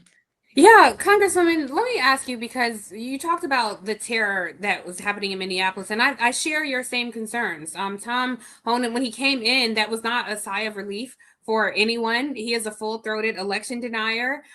He has said horrific things. According to an organization called Hate Watch, and who monitor social media posts, he has met with the Proud Boys, at least a member of the Proud Boys, on several occasions. When he had his press conference this week, he said, "I'm not going to get up here and say anybody here did anything wrong." They shot a mom in the face and a nurse in the back, and they are having their sycophants go out and call that a successful mission. So when I think about where they might go next, I wonder if there is any oversight from Congress where they have to say, or do you get any kind of information? Well, here's our next stop, or here's where we're planning to go, or is this all some sort of like midnight surprise where they just descend on a city, which I don't have to tell you costs these local municipalities millions of dollars. 20 to 40% of children were not going to school in Minneapolis because they were so terrorized. And right now there are, at least as of December anyway, there are at least 3,800 children in these detention centers that you talked about, where there's rationed food, mothers say they can't get diaper cream, that kind of thing. So I'm just curious, where might they take this terror next, if you have any intel? Yeah, I mean, nothing that I can, substantiate, but I will say that there are a number of, underground groups that we're all in close communication. Anytime we start to see an increased presence or uptick, vehicles in mass suddenly being, moved places, vans, populating. So I can say that at least for Massachusetts. I believe that's true for other places. certainly we know that places that are, sanctuary cities that are very diverse. My district, more than 40% is more than 40% is foreign born. But, again, we all feel a level of vulnerability because this is a fascist state. I do have to give some good news, though, in the midst of this fascist state. If you had not seen that, my constituent, Rumeysa Ozturk, the charges against her have been dismissed. That was a long sojourn there. And I was just talking with Don and saying, I do believe that Black journalists are especially being targeted because Black folks bear the brunt of everything. But Rumeysa Ozturk was disappeared on her way to Ramadan, a Turkish national with a student visa, all because she wrote an op-ed centering the humanity of Palestinian people. So, again, these attacks on our constitutional rights, on freedom of speech, these attacks on the press, particularly on the Black press, it is deeply disturbing. And we have, but we can't. Look, appeasement does not work. No. And so, Joy and Tiffany, I just want to commend you both because, the vitriol, the death threats, the attacks, none of it is new for you. It's heightened. It's more acute, in this climate, but you have not waned in your commitment to speak truth to power and to make sure that people are informed. I do want to see somebody popped up in there and said, yes or no, abolish ICE. Your good sis is not running from that question. I've answered it repeatedly. Yes, abolish ICE. I ran on it in 2018, and that is still my position. Amen. Let me ask you this question. So, among the things that Pam Bondi did manage to admit during her screamy, over-the-top, hysterical performance before the House Judiciary Committee, she did admit under Congressman Joe Negus's questioning that she has hired at least one January 6th insurrectionist to work at the Justice Department. The Department of Homeland Security crew, the ICE, CPB, and USCIS, they wouldn't answer as to whether they have hired former insurrectionists to work for those agencies, including maybe on the streets for ICE. Impeachment of Donald Trump feels like a waste of time. He's been impeached twice. I think when people say it, my eyes kind of roll back into my head because I'm like, you're never going to get 67 votes to convict him. But Pam Bondi or Kristi Noem, they seem to have been dishonest before Congress. They seem incompetent. Is there any thought, if Democrats take back the majority, that maybe one of those people ought to face impeachment? Yeah, those conversations are ongoing. And of course, I serve on the Committee on Oversight, so, Pam Bondi is already in contempt. I mean, she has not, appeared. And so, the list is long. One of the reasons why I think it's so important that the subpoena power of the Committee on Oversight be respected, is because there's going to be work that we're going to do on the other side of this. And I do believe we will get to the other side of it. So if that accountability does not happen, I don't know, y'all. There's so much we got to do. We got to make sure we do fair elections, the SAVE Act, Oh, please talk about the SAVE. Can you just talk I feel like people don't understand how bad the SAVE. So we're just having to do all the things. Yeah. Please, can you just talk a little about the SAVE Act just for a moment? I'm sorry, I didn't mean to Tiffany, I'm gonna let you get a question in as well. I apologize. But the SAVE Act thing is I find it to be a difficult one for Democrats because we keep just getting told over and over and over again how overwhelmingly Americans support voter ID at the polls. And those numbers are everywhere. So can you just explain in layperson's terms why the SAVE Act is a problem, what is dangerous about it, and why people should be calling their senators right now since it's already passed the House? Yeah, I mean, I'm hopeful there's no path in the Senate, but the problem is that we never know what they'll try to do with executive action, because they really don't care about, a legislative process in that way. Okay, so the Save America Act, I mean, talk about irony, that stands for Safeguarding Americans' Voter Eligibility. And it is what Republicans love to do, which is to create a solution in search of a problem.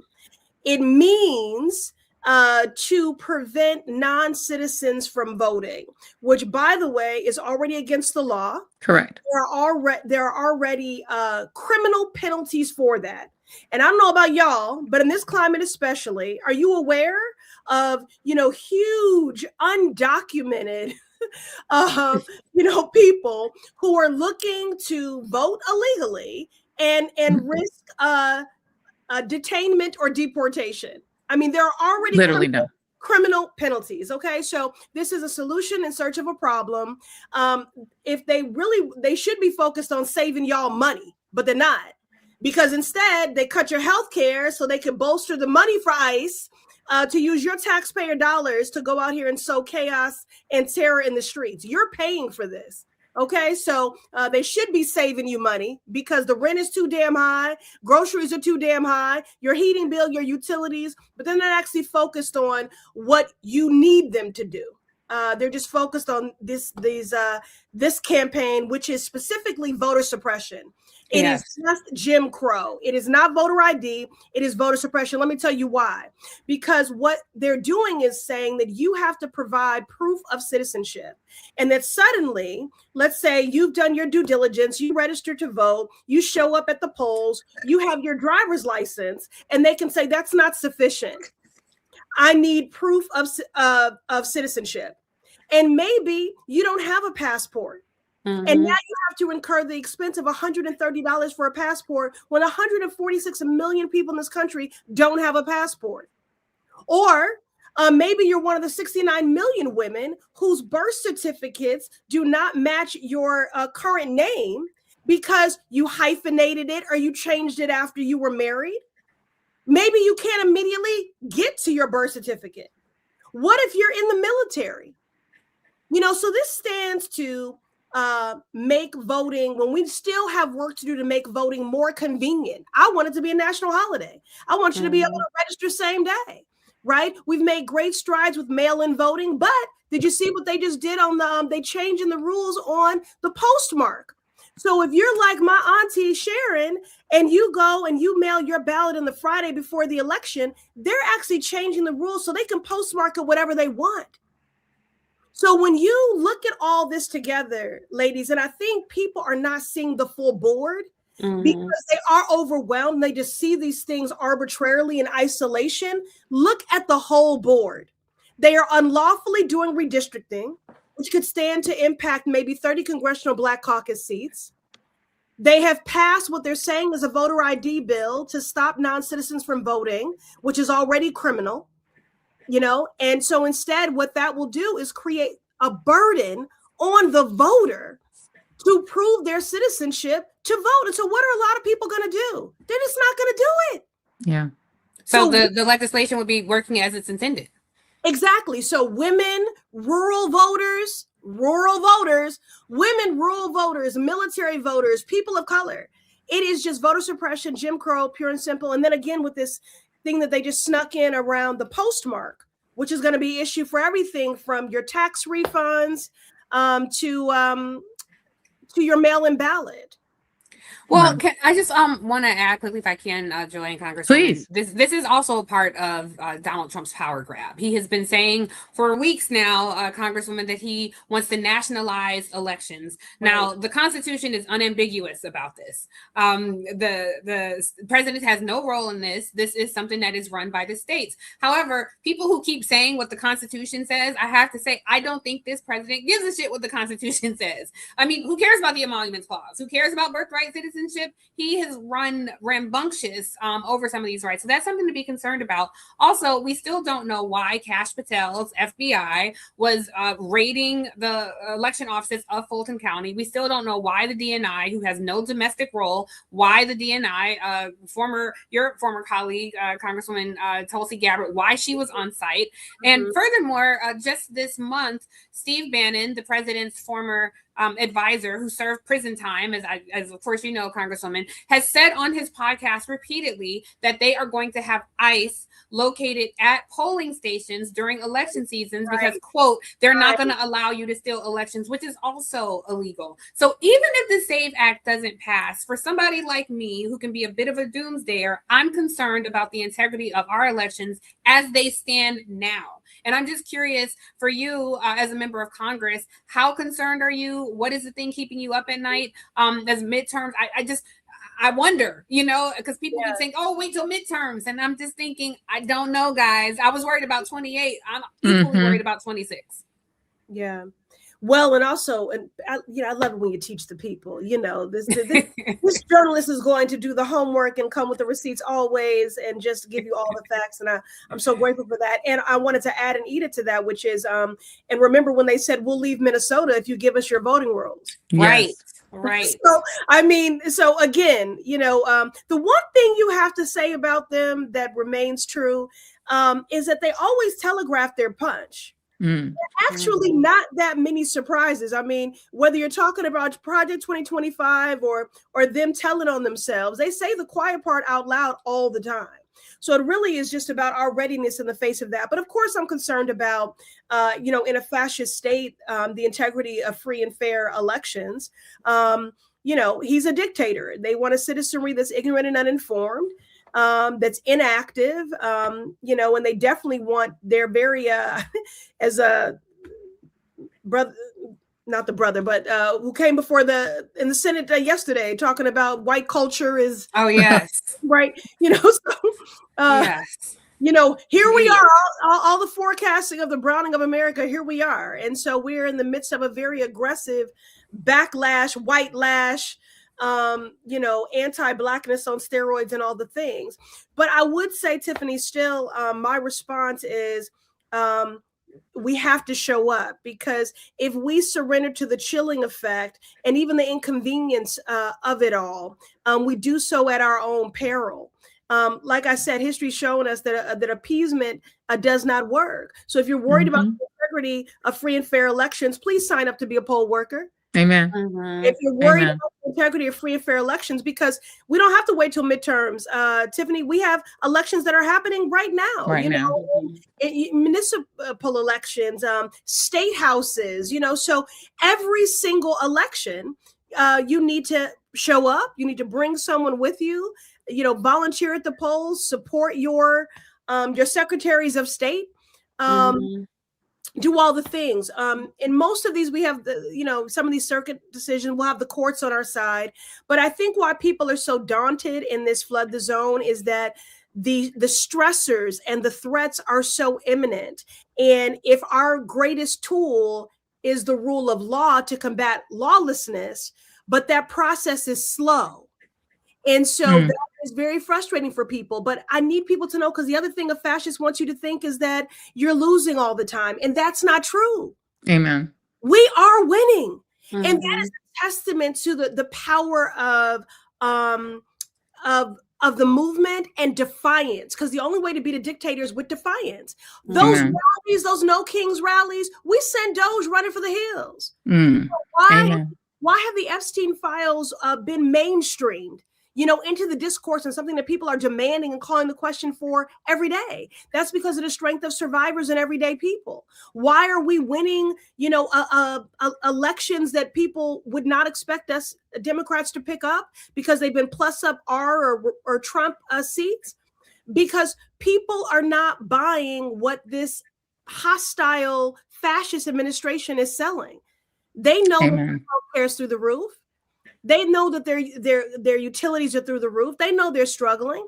And that's why they're trying to rig the system. Congresswoman Ayanna Pressley, always speaking truth to power. And we appreciate you. Please come back often. We have so many more questions. Thank you. Have a wonderful weekend and happy birthday. Thank you. Happy birthday. We love Always you. speaking truth to power. Oh, we love that sister. She is that's a bad Yes. sister. She's giving Love her. supermodel this morning. Well, Yes. before we head out of here, because we want to do something fun before the end, but before we get to the fun, because we are going to get to it at Valentine's Day, I want to bring in our next guest. And his name is Dr. Brian Quoba. He is an associate professor of history and also the director of African and African American studies at the University of Memphis. He has a new book out that is another of these hidden figures that people did not know about and need to learn more about. We're going to let him talk about that a little bit as well. But Dr. Quoba, thank you for being here. I wanted you to come on because the University of Memphis was apparently displeased with the fact that I pointed out, and Jason, if you have F1 there, that they have gotten rid of their multicultural studies division or multicultural affairs office. Multicultural affairs department.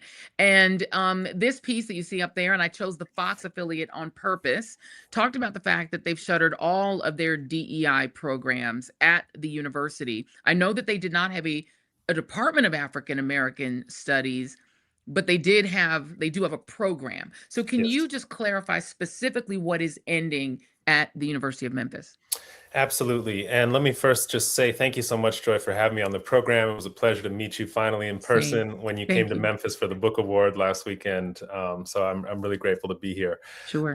So what happened was, just to give a little bit of context, the Tennessee State Legislature passed a bill last year in May, which basically outlawed DEI programs in state institutions. And because the University of Memphis is a public university, they responded to that legislation by suddenly, right on the eve of the beginning of classes last fall, literally the Friday before the start of classes, they summarily eliminated the Office of Multicultural Affairs.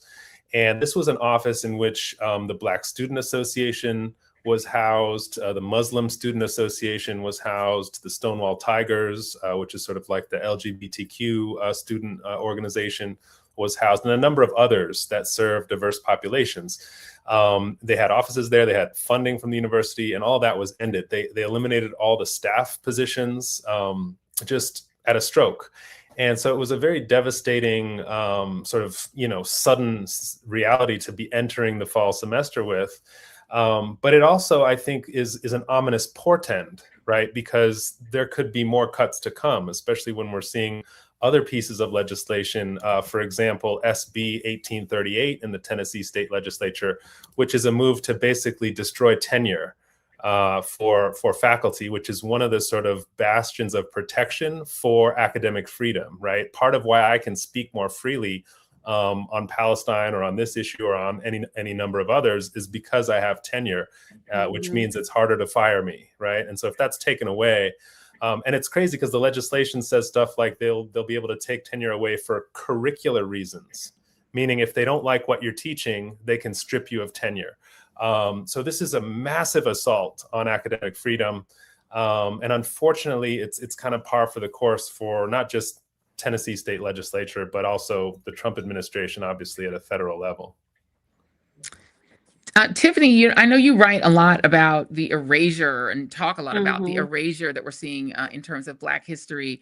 What do you make of the fact that what apparently the university wasn't happy about was the implication that they had eliminated their Black Studies department, which they didn't have, but rather what you just heard Dr. Quoba say, they didn't address that at all. First of all, Dr. Quoba, congratulations on your book. Please, if folks watching it, please go out and buy Dr. Quoba's book when you go and support Black writers. It's really readers who can save Black writers because it shows publishing houses, we like this content, we want to read it. So I will be buying a copy or two of your book. So congratulations there. But to your question, Joy, I mean, it's predictable, not surprising at all. And particularly when you talk about the state bill around ending tenure. We remember Joy and our good friend Nicole Hannah-Jones went through the same thing when the University of North Carolina took the highly unusual step, and I believe racist step, to deny her tenure because they could not silence her voice. So they instead tried to punish her for her voice for the 1619 Project. And so I appreciate that you have the freedom to speak out because you have tenure, which is the pinnacle in academia. It's a hard thing, particularly for Black folks to get. I think we're seeing this, Dr. Kwoba, across many institutions. You know, they are attacking at every front. I mean, it's hard. It's trying to catch confetti, trying to keep our wits about us. As we see this, because this isn't the first time that we've seen them attack our educational institutions with trying to tailor the type of things that young minds are taught. This is going to happen in some places. You know, a lot of places are fighting it, but we've already seen this is happening in some places. Claudine Gay was the shortest, served the shortest amount of time as president of Harvard. What can we do? You know, I will say Nicole Hannah-Jones has the schools, the schools that she has, freedom schools across the country. And that's really how Black folks pre-Brown v. Board, that's how we educated our own. Some would argue post-Brown v. Board, it was dangerous put the mind of a Black child in white hands who did not want to educate them. So I'm just curious, as a member of academia, for my long-winded question, what can we do to help keep our folks informed, unfiltered on our history and what's happening today?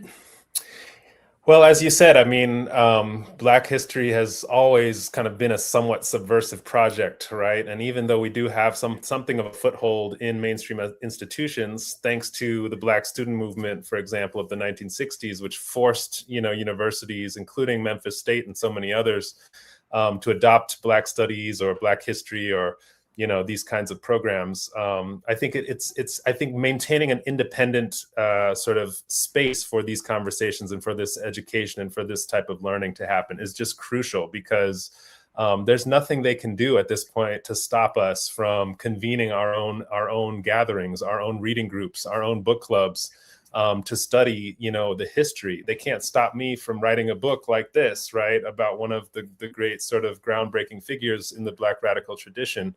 I think we just have to stay independent and not dependent, you know, on the sort of mainstream spaces, even though we've made some gains there. And of course, we should fight to defend them as much as we can.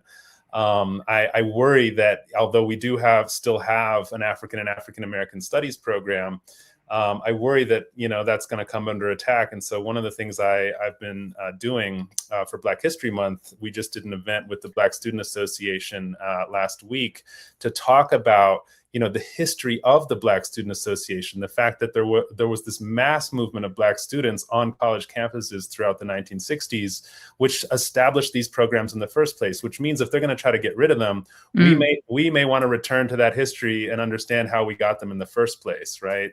Especially given that there are some advantages to not being housed within the university, right? I mean, the Black Student Association did not start off as a university initiative. Right. It was contained and constrained in particular ways as a university housed, you know, thing. And so I hope that we can go back to the roots of Black studies, the roots of the Black student movement, which was a very exciting and dynamic period, much like the Gaza Solidarity encampments that we saw in 2024, which did so much to disrupt and sort of shake the boat, rock the boat in terms of university life, and really show people another way of learning, another form of pedagogy, another sort of independent avenue for students to wake up and stand up and be counted and be heard. Before we Can let I you just real go, quick- oh can I sure, just say no, one go quick for it, thing? go for it. Only because when we had the Congresswoman on before Dr.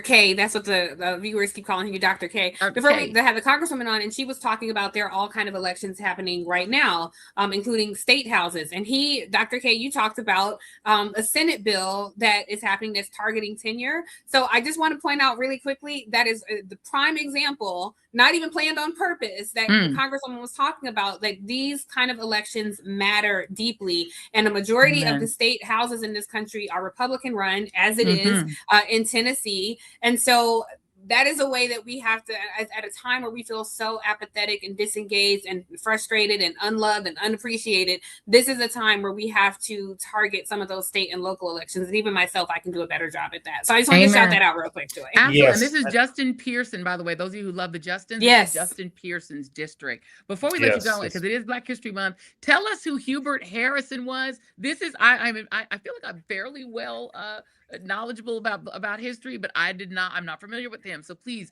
and I'm excited to read your book as well. Who is this man? Thank you. I mean, in a nutshell, he's one of the greatest and most influential Black activists, thinkers, journalists, educators that you've never heard of. He influenced people like Marcus Garvey, W.E.B. Du Bois, A. Philip Randolph, that generation. But because Harrison was more radical than them, he basically got written out of history, which is why most people have never heard of him. And so, you know, I spent 12 years doing this labor of love and sacred ancestral reclamation to bring out this book and to tell the story of this figure who was so influential in his time and yet so marginalized, if not erased from our memory and sort of our conception of history, of Harlem history, of Jim Crow era history. Harrison is a fascinating figure, multidimensional thinker and educator. Someone who spoke on street corners to audiences large enough to block traffic, you know, on a whole range of different subjects in a kind of outdoor university, as many Harlemites used to call it. So yeah, there's a lot to say about Harrison. I really want to encourage people to look at the book, and I'm on a book tour at the moment, so I may be coming soon to a city near you. Well, I love that. The book is Hubert Harrison, Forbidden Genius of Black Radicalism. And you know what we do, y'all. We are a pro book show. And we're going to put this book in the bookshop. So you guys, if you want to support this book, along with Tiffany's book, you definitely want to pick it up. I'm excited to read it. I'm always looking for a new book to read. And I'm about to start Parable of the Sower. That's going to be my fiction book.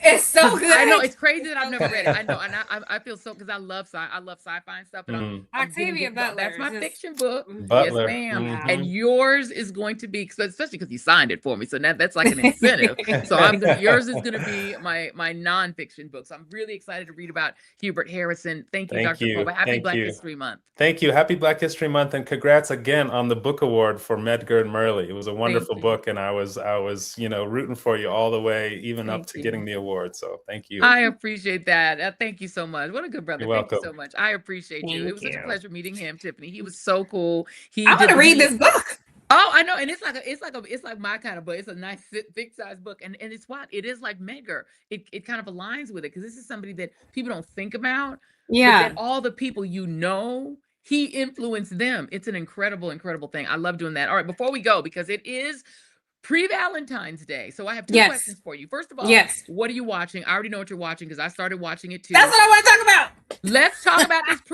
this Game of Thrones prequel. Okay. Jason, do you have the night trailer? This is F3. If you could just throw it up. I'm so excited about this. I just started it. This city.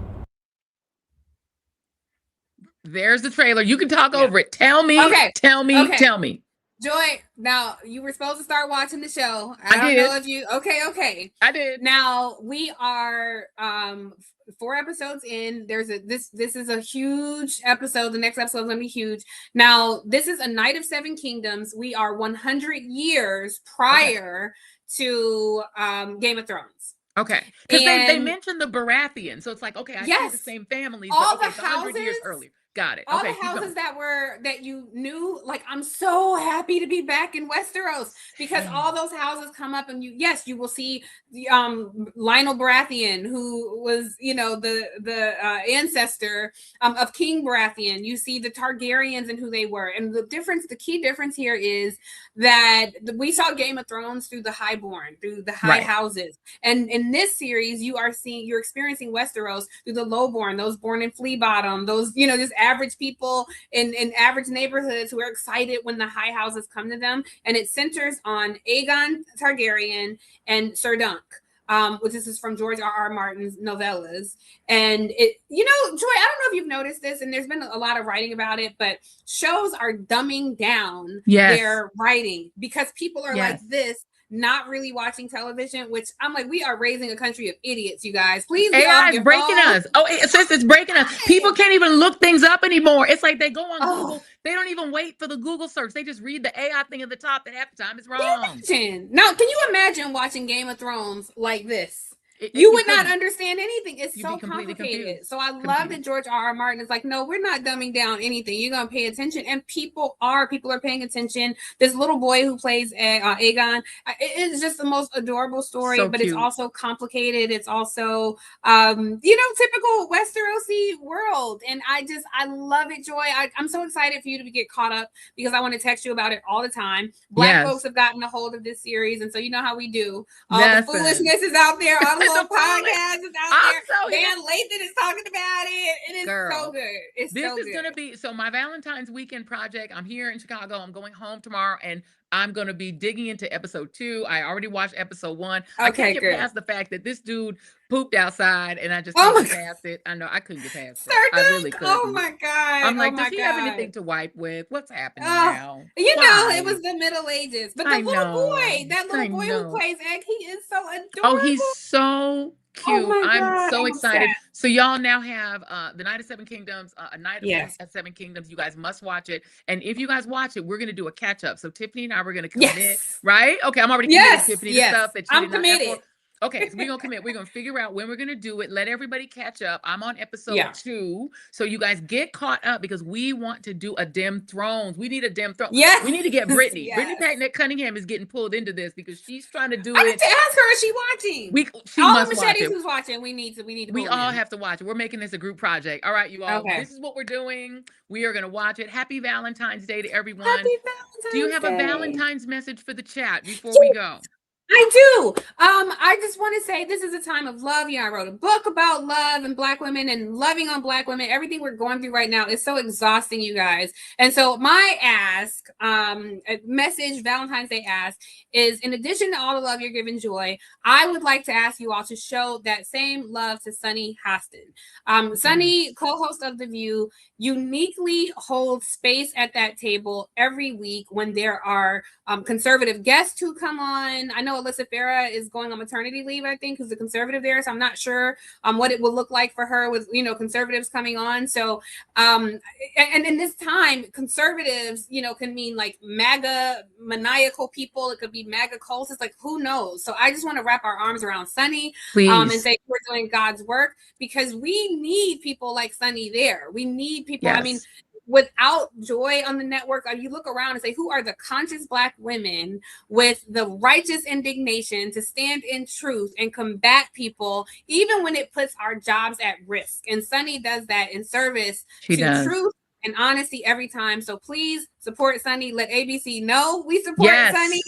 And we just have to wrap our arms around her. So happy Valentine's Day to all the women who, are going through the same bullshit that we go through. But you're going through it for your 9 to 5 and your 6 to 10 and all the things in between, or in your household with some man is getting on your nerves, or unappreciative kids, or whatever it is.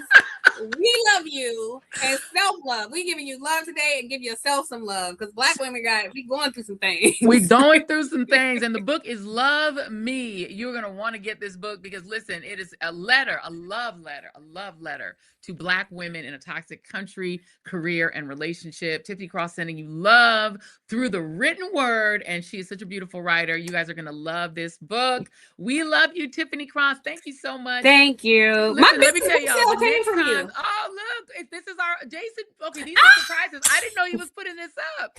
Look at Joy's Valentine. That's Sinners. That's at Michael Harriet's. That is from when we were at Contraband Camp. Okay, this one, we were traveling somewhere. Oh, look at y'all look so cute. Happy Valentine's Day, Jason. That's Jason so snuck up some sweet. pictures Look on me. at look at Fly. Look, okay, I think I look like a little bit fly in that one. Y'all look a little. You look a lot of bit Fly. I see Jason with the coordination with the coat, the shoes. Jason fashionable, honey. Jason I peeped it. I peeped game many times. I will be home in time for Valentine's Day. We are in separate cities tonight, and Jason is running the wheels of steel, making sure this show comes off. And thank you, Jason, for putting in the pictures. I did not know you were going to do that. Happy Valentine's Day, Jason Reid. Happy Valentine's Day to everyone. Who are you most excited to see, Jason or Nala? Now, you know Jason is on here. Well, I still got beef with Jason. Let me say something. I never thought I would see the day. Nala drive me up the wall, you guys. This is my dog. But whenever I get home, I'm so happy to see her. And she's so happy to see me. Now, Jason's not going to run up and jump on me like Nala. So if he maybe run up real quick when I get home and be like, hey. They both going to be there. They both going to be there. Your Valentine's. You got 2 Valentines at home. I got 2 Valentines. And Nala, by the way, you guys, please wish her a happy birthday. Nala is officially 4 years old. She turned 4 years Aquarius old. Too. She's also Aquarius season, honey. February 10th, day before Whitney Day, day before my mother's birthday. So I do believe my mother's spirit lives in Nala because she is right on my mama's birthday. So Mama Nala is 4 years old. You guys wish her a happy birthday and happy Valentine's Day as well. Happy Valentine's, Jason. Happy Valentine's Day, Jason. That was super sweet. Love you, Jason. Love you, chat. Love everybody. Thank you all very much. Please make sure you like and subscribe. Please hit share. Keep supporting us. And don't forget to get your Black History Month questions in. It is blackafhistory@thejoyreidshow.com. There is the email. Tiff, we got Michael coming in to do some Black History facts with us. I love that. Ashley V. Baroness, Garrison Hayes, and Michael Harriet. That's coming up. So you guys get your stuff in. Get it in by the 16th. Amazing. Because at 16th is your deadline. So get in your questions. Any question. No question is too dumb. No question is too crazy. I'm sending in some questions. Girl, send in some questions. And you can do them on video too. Tiff used to do this on her show. I love the idea of like, put a little camera in your face. Send us some video questions too, and we'll make it famous. All right, y'all. I got to go do this event. I appreciate everyone. Tiffany, you look beautiful, Joy. Thank you so much. And look, next time that I'm at an event, I'm handing you the show. You do it. I'm happy to feel it. But it was fun. This was so much fun doing this with you. It's like this is what we doing anyway. I love this. We need to start doing more stuff together because people miss us doing TV together and we love doing it together. I love it. Next time we have you and Waj and we'll all do it together as a trio. I'm down. I'm down for whatever you need, whenever you need, because we want you to get rest too. So whenever you need me, you know I'm here. I love you, girl, and there's nothing you can do about it. Thank you, Michelle. Love you, Dad. Love you. All right, everybody. Good night. Jason, play the music. Getting back to the basics, grassroots level. Let me dig a little deeper with the shovel. Plenty can't tell the forest from the trees, and I'm hard to detect, like a black hole in the dark. Injustice anywhere, it's a threat to justice everywhere. Let me make this clear, I got a bone to pick, and I'll never fear the threat of poverty. They don't want to talk about it, they rather party, so I'm a real talk about it, for sure.